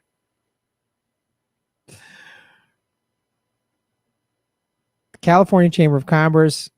Who's against Prop 22? A number of workers and workers groups have publicly organized against Prop 22. The official No on Prop 22 coalition is made up of 4 driver groups. Gig Workers Rising, We Drive Progress, Mobile Workers United, and Rideshare Drivers United. Cumulatively, these groups represent more than 55,000 workers in California. Editorial boards on the LA Times, the New York Times, and a number of California papers, including the Sacramento Bee and a bunch of other bees, have called on voters to reject Prop 22. Kamala Harris and Joe Biden have also spoken against it. Ooh, that makes me nervous. Bernie Sanders has condemned the ballot measure, tweeting, "I'm opposed to Prop 22 because people working full-time deserve decent." Well, that's a reason to like it. The Service Employees International Union also joined against the union. So if a union said it, all of these drivers, 55,000 of these gig workers have said we're not, and they've formed coalitions, which is what you need to do. You got to unionize, man. I said it time and time again. You got to unionize. The Philadelphia Museum of Art unionized. Anyone can. If it doesn't pass, companies will not be exempt from AB 5 and drivers will then be entitled to health care. So that's the thing. They basically AB 5 passed and they said, whoa, this is going to cost us a lot of money. So we said, we'll write this ridiculous Prop 22 and put language in it that sounds like we're giving you freedom, right? You deserve free. It's the argument against Medicare for all. It's the same language. Don't you want to be able to choose your own health care? don't want the government to tell you what health care to have. That's not what Medicare for All is. Medicare for All just is how it's priced. You can go to whatever doctor you want, and the government comes in and says, no, the price, we're going to lower the price. That's why the healthcare companies don't want it.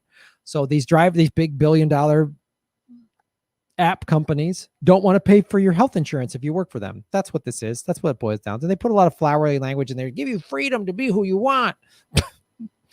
No, bitch, I want goddamn health insurance. I want a livable wage. Don't give me this nonsense. So, AB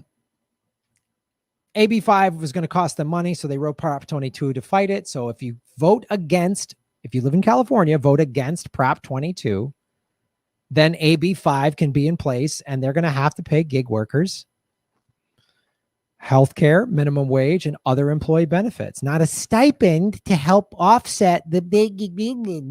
No, you get health insurance. I bet you the people, the high level, the executives and shit like that, I bet you they get health insurance. Why can't the drivers? The people that generate all the revenue. The driver I don't care how fancy your app is and how many computer people you got in the office creating an app, that's great. If you don't have drivers, guess what? You don't have a company. Nobody wants to drive for Lyft or Uber or DoorDash. Great. Your technology means nothing. So this is how much power you have as a driver. Get what you want. Don't take table scraps. Get exactly what you want.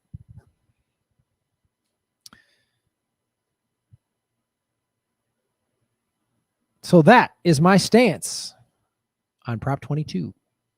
Vote against it if you live in the state of California. Thanks for supporting the show. Like, share, subscribe, watch the ads all the way through. When you click skip ad, I don't get paid. Getting throttled on YouTube. We're stuck at 73,000. We should be closer to 100,000. Let's get to 75,000. They unsubscribing people, make sure you subscribe. Support us on rockfin.com/Graham Elwood, blockchain cryptocurrency platform, patreon.com/Graham Elwood. I have a Bitcoin wallet, a Bitcoin Cash wallet, and an Ethereum wallet that are all in the show notes. And also, if you sign up for Coinbase, which is a crypto trading platform, you can link it to your bank account, convert it back to cash, pay for bills, whatever. If you sign up for $100 using my affiliate code that's in the show notes below, you get $10 of Bitcoin. I get $10 of Bitcoin. Come on now.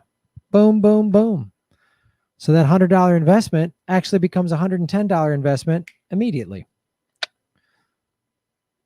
I'm on Venmo. I got a PayPal button. A lot of ways to support what I'm doing. Thanks for watching. Shave your knuckles for justice.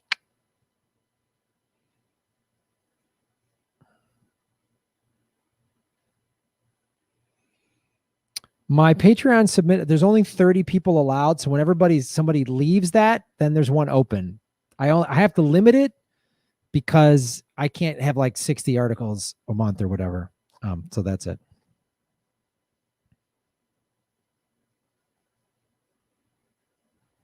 My Ledger Nano X arrived today, getting big into crypto thanks to you. Good. Right on. Keep getting knowledgeable. I was watching crypto videos earlier today. Get knowledgeable, kids. Get knowledgeable.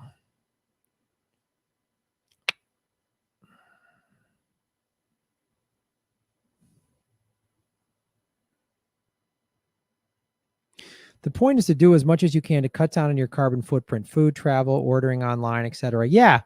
And I started following somebody online who's trying to do zero waste, like no packaging. It's hard. There's packaging on everything, but they're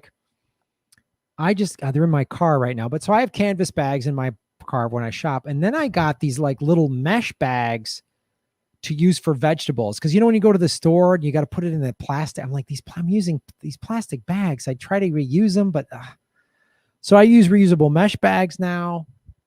And it's hard to get stuff that doesn't have some kind of packaging. A loaf of bread, whatever. It comes in a plastic bag. There's so much packaging. So I'm just trying to be aware. Any little area I can cut back. You think about how many. So just like the plastic bag thing for, putting your vegetables at the grocery store, right? Now I'm doing reusable bags. That's got to be hundreds of bags a year now that I'm not using. So just that right there is just take that as a win. you know, and walk more, ride your bike, you know, don't give the oil companies your money. I mean, I take public transportation if you can. I know we're in COVID-19. I have an electric car. I ride my bike a lot. Any little thing you do is a big win. Is a little, you know, like, oh, start using cloth napkins instead of paper towels or whatever, because instead of just the packaging of the paper towel and all that stuff, all those little things help, man. All those little things help. So, I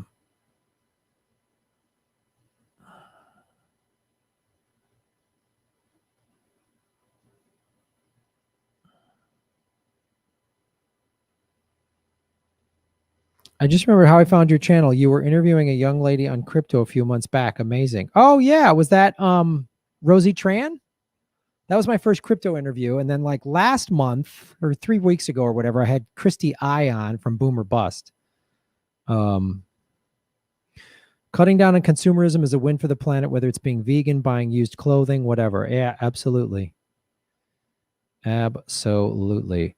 Puff Adderall. I'm battling a creature called the Gorn. This will be my first entry. Kirk out. that's somebody put that on the Rockfin side. Right on. I think I might have missed some super chats. So let me make sure. Let me go back and grab them.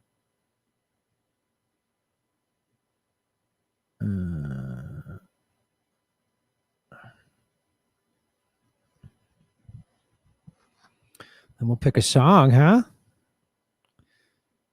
388 likes, right on.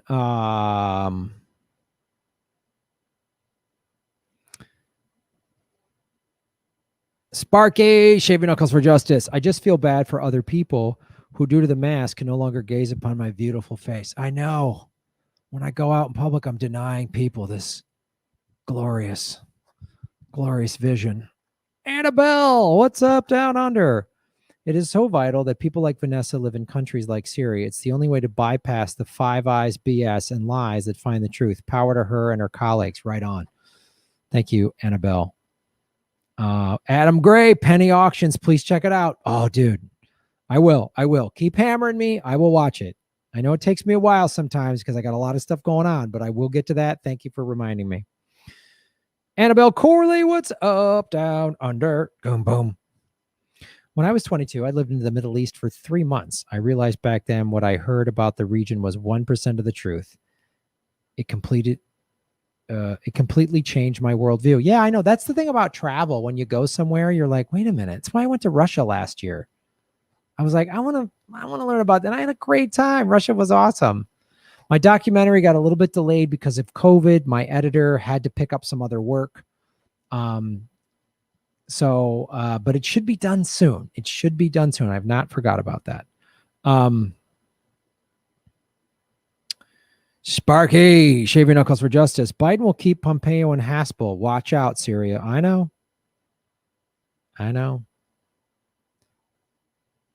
Just watch if Biden wins, what his cabinet is going to look like. Sparky, and Iran and Venezuela. You got that right. You got that right. Putin is your body. That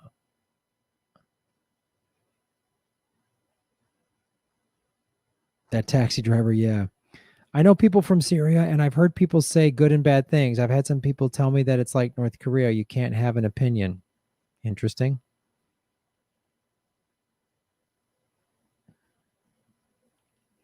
Some say using paper plates is more environmentally friendly. The amount of energy water it takes to clean reusables is astounding. Thoughts? I'd like to just see some research on that.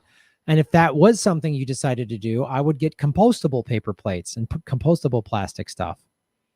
I think compostable is like anything I can find that's compostable is the way to go.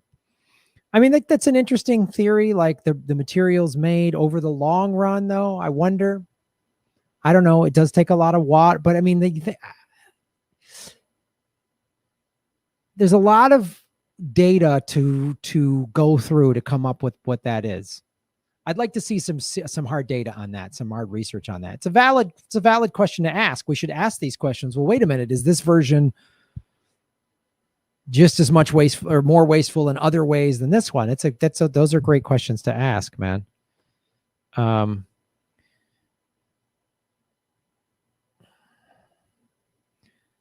Graham, could you sing "You've Got a Friend"? Maybe as Kermit. Lots of caring people came to your show. I consider them friends. Right on.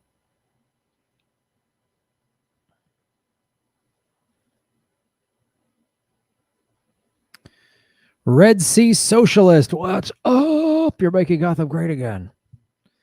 Graham, there's literally genocide going on in the Congo by militias from Uganda and Rwanda. God. Funded by European Union, U.S. Villages being destroyed so areas can be mined for cobalt, coltan. 100,000 people killed so far. Oh, man, I didn't know that. Thank you for letting us know about that. Of course, and there's some cobalt is probably for like cell phones and batteries and stuff. God. Oh.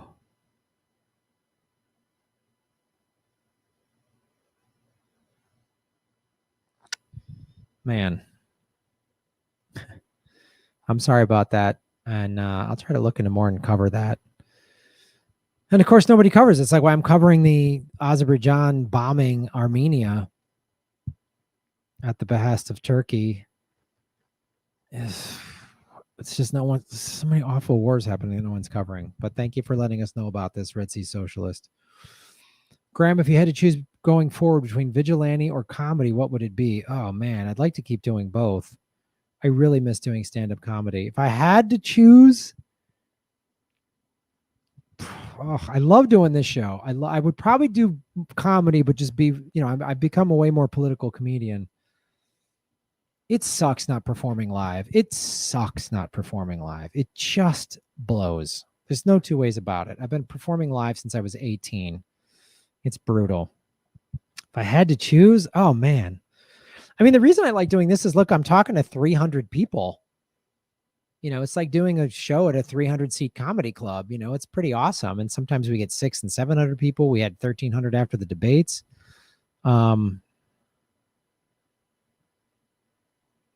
Yeah.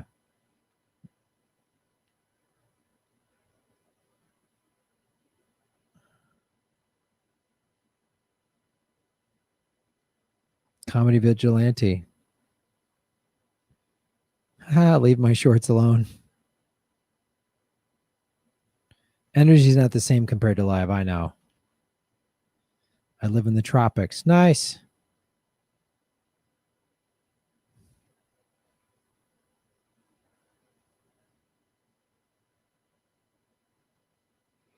Yep.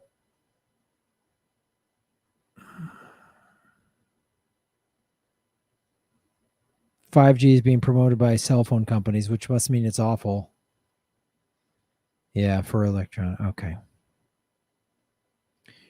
401 likes.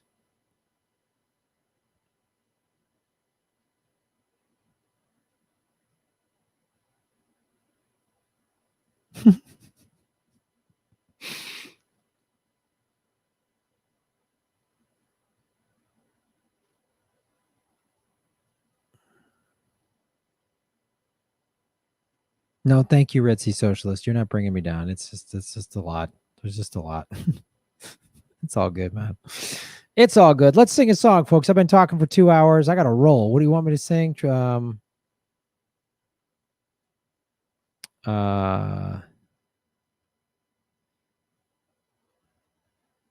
Said that Hunter didn't get any real help for years. Joe was an enabler, it seems. I know. Any news on Assange? No, I have not received any new news on Assange. I've been trying to get Tara Kadat on the show.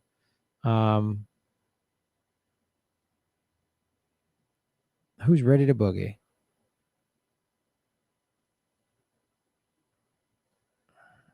Kermit, right? What was the Kermit song?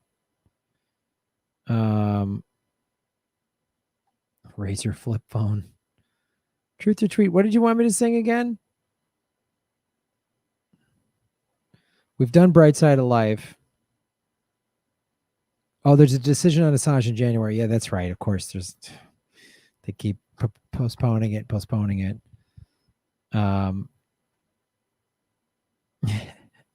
Almighty Annie.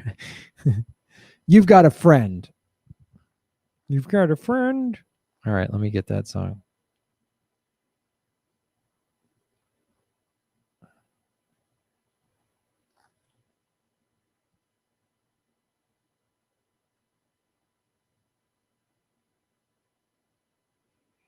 Oh, I forgot to do this story. Sorry. We got to do this segment. Jim Garrison. Thanks, Jim, for supporting the show. I really appreciate it. Thanks, brother. Hello,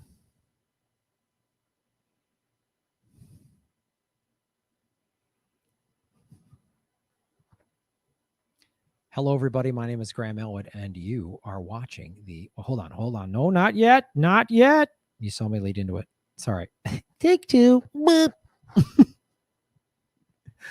Hello, everybody. My name is Graham Elwood, and you are watching The Political Vigilante. So we just had Vanessa Beeley on the show, a journalist that uncovered the lies that have been told to us by the Western media about Syria and how the white helmets aren't these heroes that were in that documentary that won the Oscar. Nope. They're funding. They're getting funding and helping terrorists and ISIS, and America is funding ISIS and Al-Qaeda to try to overthrow the Assad regime in Syria. That's what was happening. That's what was going on there. So in that conversation, we brought up the topic of Serena Shim, and many people were like, well, who is Serena Shim? So I wanted to shed some light on who she was. She was a journalist who uncovered some similar stuff and had a mysterious accident, an American citizen. So it bears repeating. We have a lot more viewers to the show now, and I want you to know who she is. The life and unexplained death of a Syria war reporter. Okay. 2 days before her death in 2014, Serena Shim, an American reporter from Michigan, stood on the same Syrian border that Turkish troops and allied Syrian rebels recently crossed on President Erdogan's orders to drive out the Kurdish militia that Turkey considers terrorists. The same Kurds led the successful international fight against the Islamic State in northeast Syria. Shim was fearful. She had recently reported for the Iranian-backed Press TV about Turkey's role in smuggling ISIS fighters into Syria on World Food Program trucks. Now, we've talked about this, how a lot of these NGOs are shady. Whitney Webb has talked about this. Vanessa Beeley talked about this. And it's one of the things that Serena Shim covered. ISIS was being smuggled across the border through Turkey on World Food Program trucks. In her final live broadcast, she described how agents from the Turkish National Intelligence Organization had been asking questions about her movements while she was covering the siege of Kobani by ISIS militants. The intelligence agency had labeled her a spy, she said, and pressed locals to give them a phone call if they saw her. Via video feed, the Detroit native speculated that the unnerving surveillance of her by the MIT was triggered by the bright light she had shined on Turkey's meddling in Syria since 2012. This is the same Turkey that will not acknowledge the Armenian genocide, that is currently funding Azerbaijan, that is bombing a disputed region that has been, it's basically an Armenian region. There's headstones there for centuries. Armenia's been there forever. Turkey's helping that. Just to give you a little background on what's going on. Shim amassed evidence of militant training camps operating near the Turkey-Syria border, interviewed the militiants themselves, and filmed footage of long caravans of trucks passing through the Turkish side of rebel-controlled Bad el-Hawa border crossing. Shim was killed on October 19th, 2014, 2 days after her last broadcast. She was the lone fatality following a car crash in a Turkish province. The crash may not have been an accident, official reports claim discrepancies. What should be pointed out here, she's an American citizen. America, the government, other American news agencies did no investigation, said nothing. A year or so ago, when Khashoggi was chopped up by the Saudis, murdered, there was a lot of like, this is awful by American mainstream media journalists. Oh, it should. A journalist got murdered. That was awful. No mention of Sharina Shim. She should have been mentioned in the same conversation. It happened in the same part of the world. No mention. I never knew about her till I interviewed Susie Dawson on this show about 2 years ago.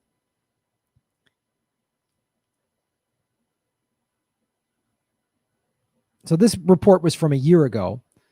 Now with the world watching and the horror of the Turkish-led invasion of northern Syria, following President Donald Trump's decision to pull U.S. military support for Kurdish fighters in the region, it seems time to look more deeply into her tragic story.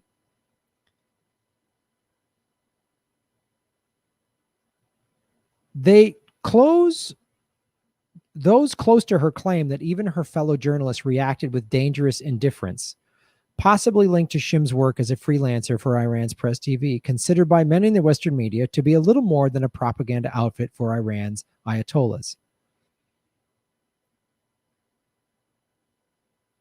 When asked to comment during a news conference the following day, a U.S. State Department spokesman said that the local authorities in Turkey were apparently handling the investigation. Oh, that's how you just sweep it under a rug.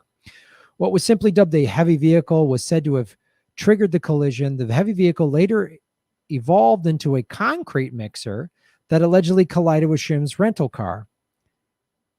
Shim's first cousin, Judy Irish, was the driver at the time of the crash, sustained only minor injuries, and was taken to a nearby hospital. Shim was taken to a separate hospital. It was over 30 miles away from where her cousin was treated. So 2 people in a car accident, one taken to the nearest hospital, which is what anybody in any car accident anywhere in the world, I think, would do. Sharina Shim, who the Turkish government was sending its secret police to come get, was taken 30 miles away. According to the Daily News, the local Genderi in Turkey initially wrote in their official crash report that Irish was the sole culprit in the accident. The report went on to quote the testimony of the alleged driver of the concrete mixer. A car traveling at a very high speed went out of control, entered my lane, and came under my truck. However, that December, it was reported that Zurich's public prosecutor office was seeking up to 6 years in prison for Salon, accusing the driver of causing death through negligence. That trial never occurred.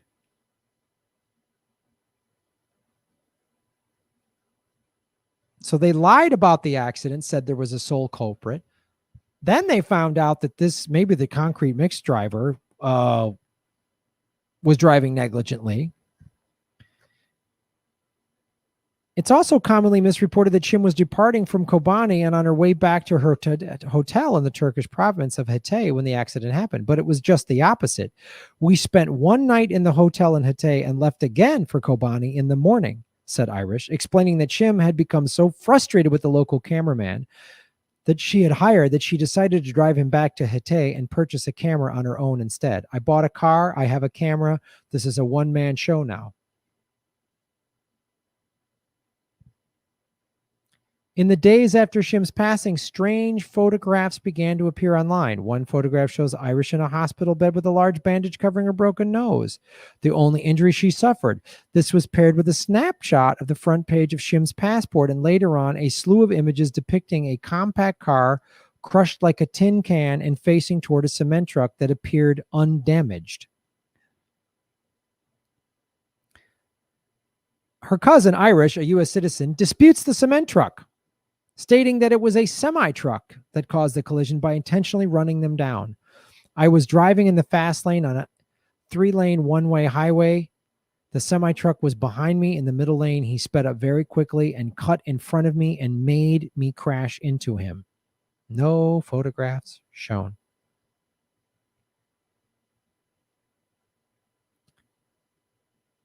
Early reports alleged that Shim had died at the scene of the collision, but were later amended to claim that she had died of heart failure a half hour after arriving at the hospital. While autopsies were allegedly conducted in both Turkey and Lebanon, the results were not verifiable. You would have not known she was gone, said her mother. One tiny little piece of hair was out of place. Her makeup was completely on. Her eyeliner, everything. There was not a scratch on her.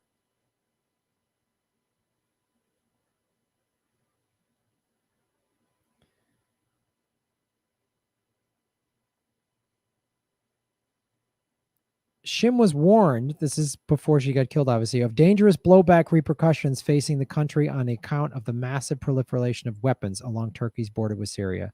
Such fears eventually became reality following a string of deadly terrorist attacks that reached as far to Istanbul. She reported on Turkish government's eagerness to invade Syria. There's promises and negotiations that are made under the table between Erdogan and the West. He wants to get the job over with.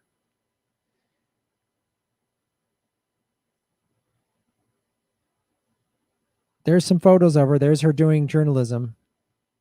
Shim's final months were spent mostly in Iraq, covering the country's parliamentary elections and the Iraq army's fight against ISIS terrorists, and then in the Ukraine, reporting on the armed conflict in the country's east, with a stop in between for the Iran P5 talks in Vienna before returning to Turkey for what she envisioned to be her swan song as a foreign correspondent. She had quietly been making plans to move back to Michigan with her husband and 2 small children.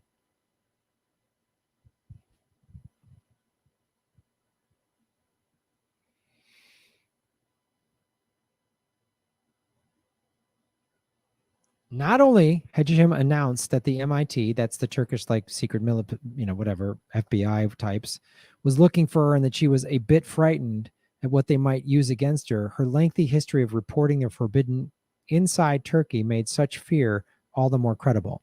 The treatment of the press by Erdogan and his ruling Justice and Development Party had been appalling, with over 150 journalists imprisoned inside Turkey as of February 19, according. Given all the facts, it becomes increasingly hard to understand why the U.S. government has stayed silent.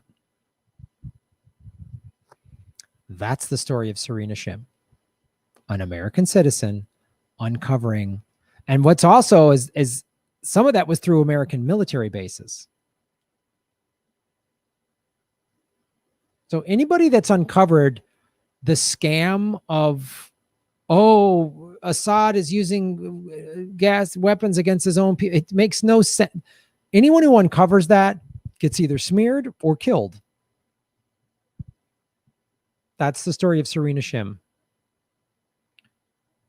I haven't seen Rachel Maddow scream about that on her TV show. I haven't seen Tucker Carlson even talk about it. Tucker Carlson is one of the few people, while being a right-wing psycho on a lot of issues, is the only one that's talks about Julian Assange. I haven't heard Anderson Cooper mention her name. I don't know. Maybe I missed it, but. So that's who Serena Shim is, folks. You got to come to this show to learn about her because they want it hidden. No investigation. No nothing. That's why I do the show. That's why I have Vanessa Beeley on the show, Whitney Webb. In the past, I've had Susie Dawson. These are people out there doing real work. Tara Kadad, uncovering all of these lies. Same old story. It's for oil and pipelines and money and power and the war machine. Anybody calls that out, we smear them. They have weird, mysterious deaths. That's how it goes down. Thanks for watching this show. Support what I do. And I'm an independent media guy. I don't get money from ExxonMobil. Boeing doesn't support this show, oddly enough. You'd think they would. So go to rockfin.com/Graham Elwood, blockchain cryptocurrency platform. They do not censor us. They let us say and do whatever we want on that platform. It is awesome. Also patreon.com/Graham Elwood. Hit the subscribe button to YouTube. They're deplatforming people. So Rockfin's my backup. So also I have a Venmo. I have a PayPal button at GrahamElwood.com. I have several different cryptocurrency wallets, Bitcoin, Bitcoin Cash, and Ethereum that are in the show notes. Support the show any way you can. We very much appreciate it. And if money's tight, I get it. Listen to the Political Vigilante podcast on iTunes and Spotify, and the Graham Elwood channel on Pandora, both my comedy albums. Those are free ways to support the show. Thanks for watching, everybody. You're making Gotham great again. Shaving knuckles for justice. Cuckoo.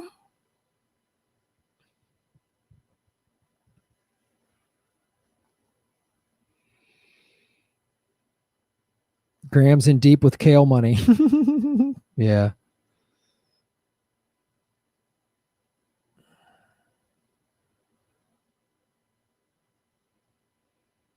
What's up with Hunter Biden? Oh, he's being wrongfully accused. He's such a good citizen. Yeah, Hunter Biden is a filthy creep. Started sleeping with his dead brother's wife. That's not creepy at all.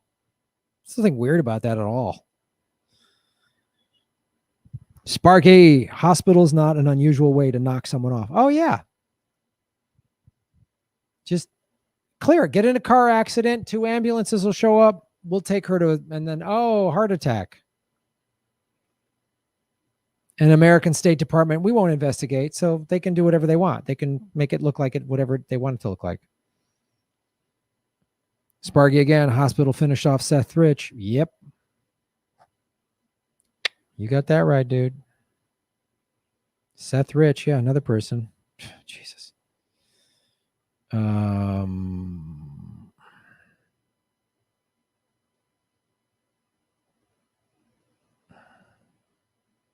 Sparky, free Assange, imprison Pompeo and Haspel. Sparky again, next of kin declined treatment, but no ID required. Yeah, I know.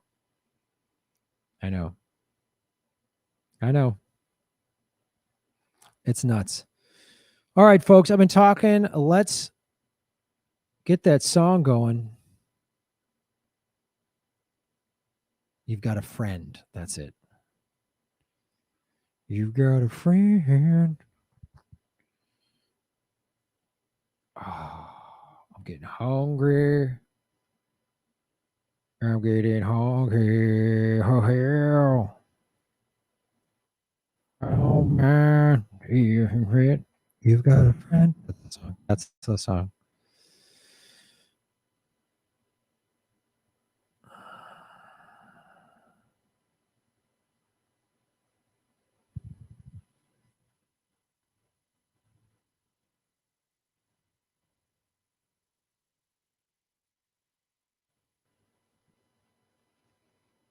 Is that You Got a Friend in Me, the Toy Story song?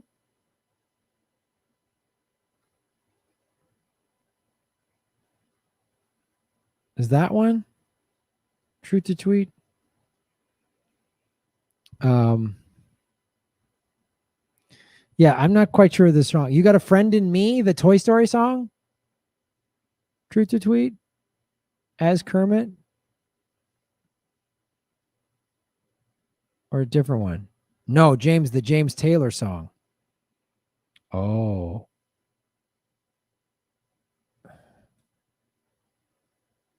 James Taylor, that one. Okay. As Kermit the Frog. Okay, you got it. You got it. Oh, yeah, that song. When you're down and here. Nice bowling shirt. Thank you, guys.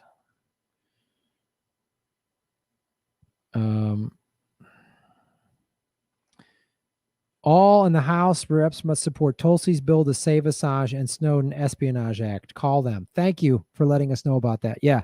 Reach out to your representatives to support that act.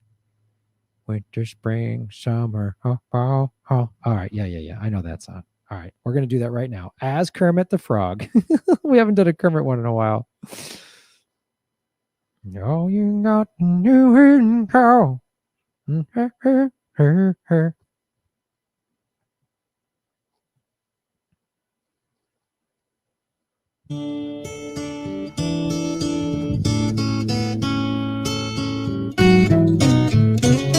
you're down and troubled and you need a help, helping hand, and nothing, oh, nothing is going right.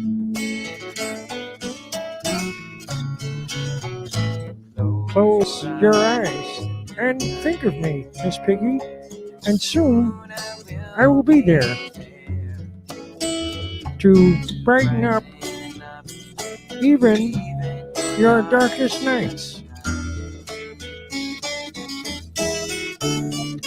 You just call out my name, and you know wherever I am, I'll come running. Oh yeah, baby, to see you again.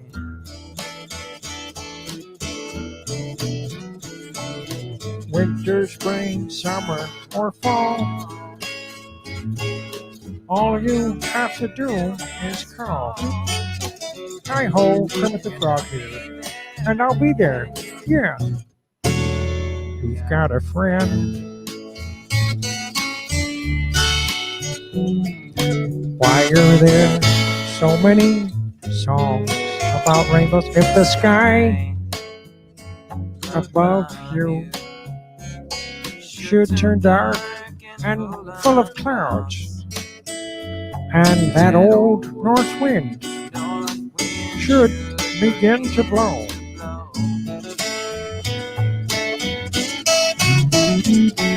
keep your head together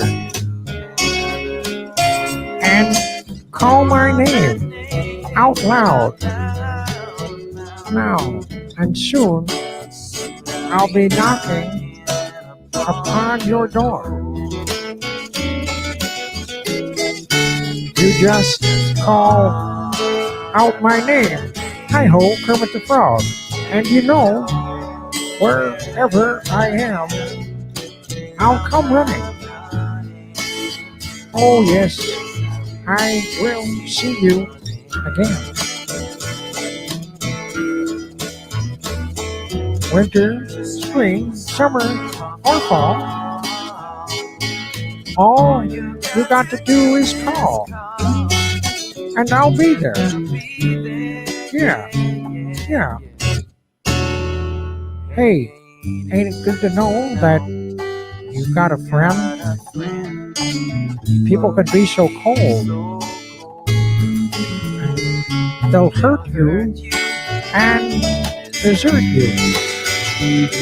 Well, they'll take your soul if you let them. Oh yeah, but don't you let them. You just call out my name, hi-ho, Kermit the Frog here, and you know, wherever I am, that I'll come running with the color green to see you again. Oh babe, don't you know that winter, spring, summer, or fall, that's all 4 seasons. Hey now, all you've got to do is call. Lord, I'll be there. Yes, I will. Kermit the Frog. You've got a friend. You've got a friend. Even though it's not easy being green, you've got a friend. Ain't it good to know that so many songs about rainbows and the rainbow connection and what's on the other side? Thanks, everybody.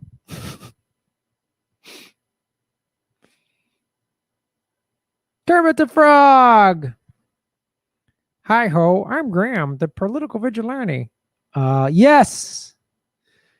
Thanks, everybody. Kermit was originally a blue frog with big green tail got to him. Yes, yes.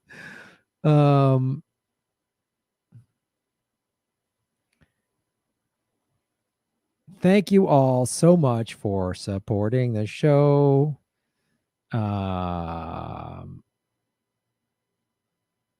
Glad you liked it. Have a nice night, everybody. I'm going to take, what's today, Thursday? I'm going to take Friday and Saturday off, but I'll be back Sunday. Sunday, 3 o'clock Pacific time, 6 o'clock on the East Coast, and whatever time zone you live in elsewhere. Political Vigilante will be back, rocking and rolling from the Delta to the DMV. That's Good Morning Vietnam. Why are there so many songs about rainbows and what's on the other side? Oh, I love that song. Thanks, Truth to Tweet, for a Kermit suggestion. Haven't done Kermit in a while. I will tell you this. All of the karaoke songs that I sing are exclusively on Rockfin Premium. If you want to go back and watch them, just become a Rockfin member and endorse my channel. It's $10 a month. You get access to all my premium content and all of the content creators on there. A bunch of them. Jimmy Dore puts his videos on there. Richard Medhurst, Whitney Webb. Thank you, Kate. Don't forget Government Secrets. Yeah, no Government Secrets. I think we're going to start doing Government Secrets. We've done it the last 2 Mondays. I think that might start working better. I know we were doing it Fridays before, but even Government Secrets, if you miss it live, it's on the channel. And then listen to Government Secrets as an audio podcast on iTunes and Spotify. Same thing with the Political Vigilante podcast. And if you're poor and money's tight, as many of you are, it's all good. So those are all the free ways to support the show. You can sign up for Rockfin for free. And download the podcast Political Vigilante and Government Secrets. Those are great free ways to support the show. Watch the ads all the way through. Thank you so much. Thanks, Kate, our moderator, and all of you in the chat. You're all political vigilantes. You're all making Gotham great again. Follow the money, connect the dots, get to the truth, and shave your knuckles for justice. Boom!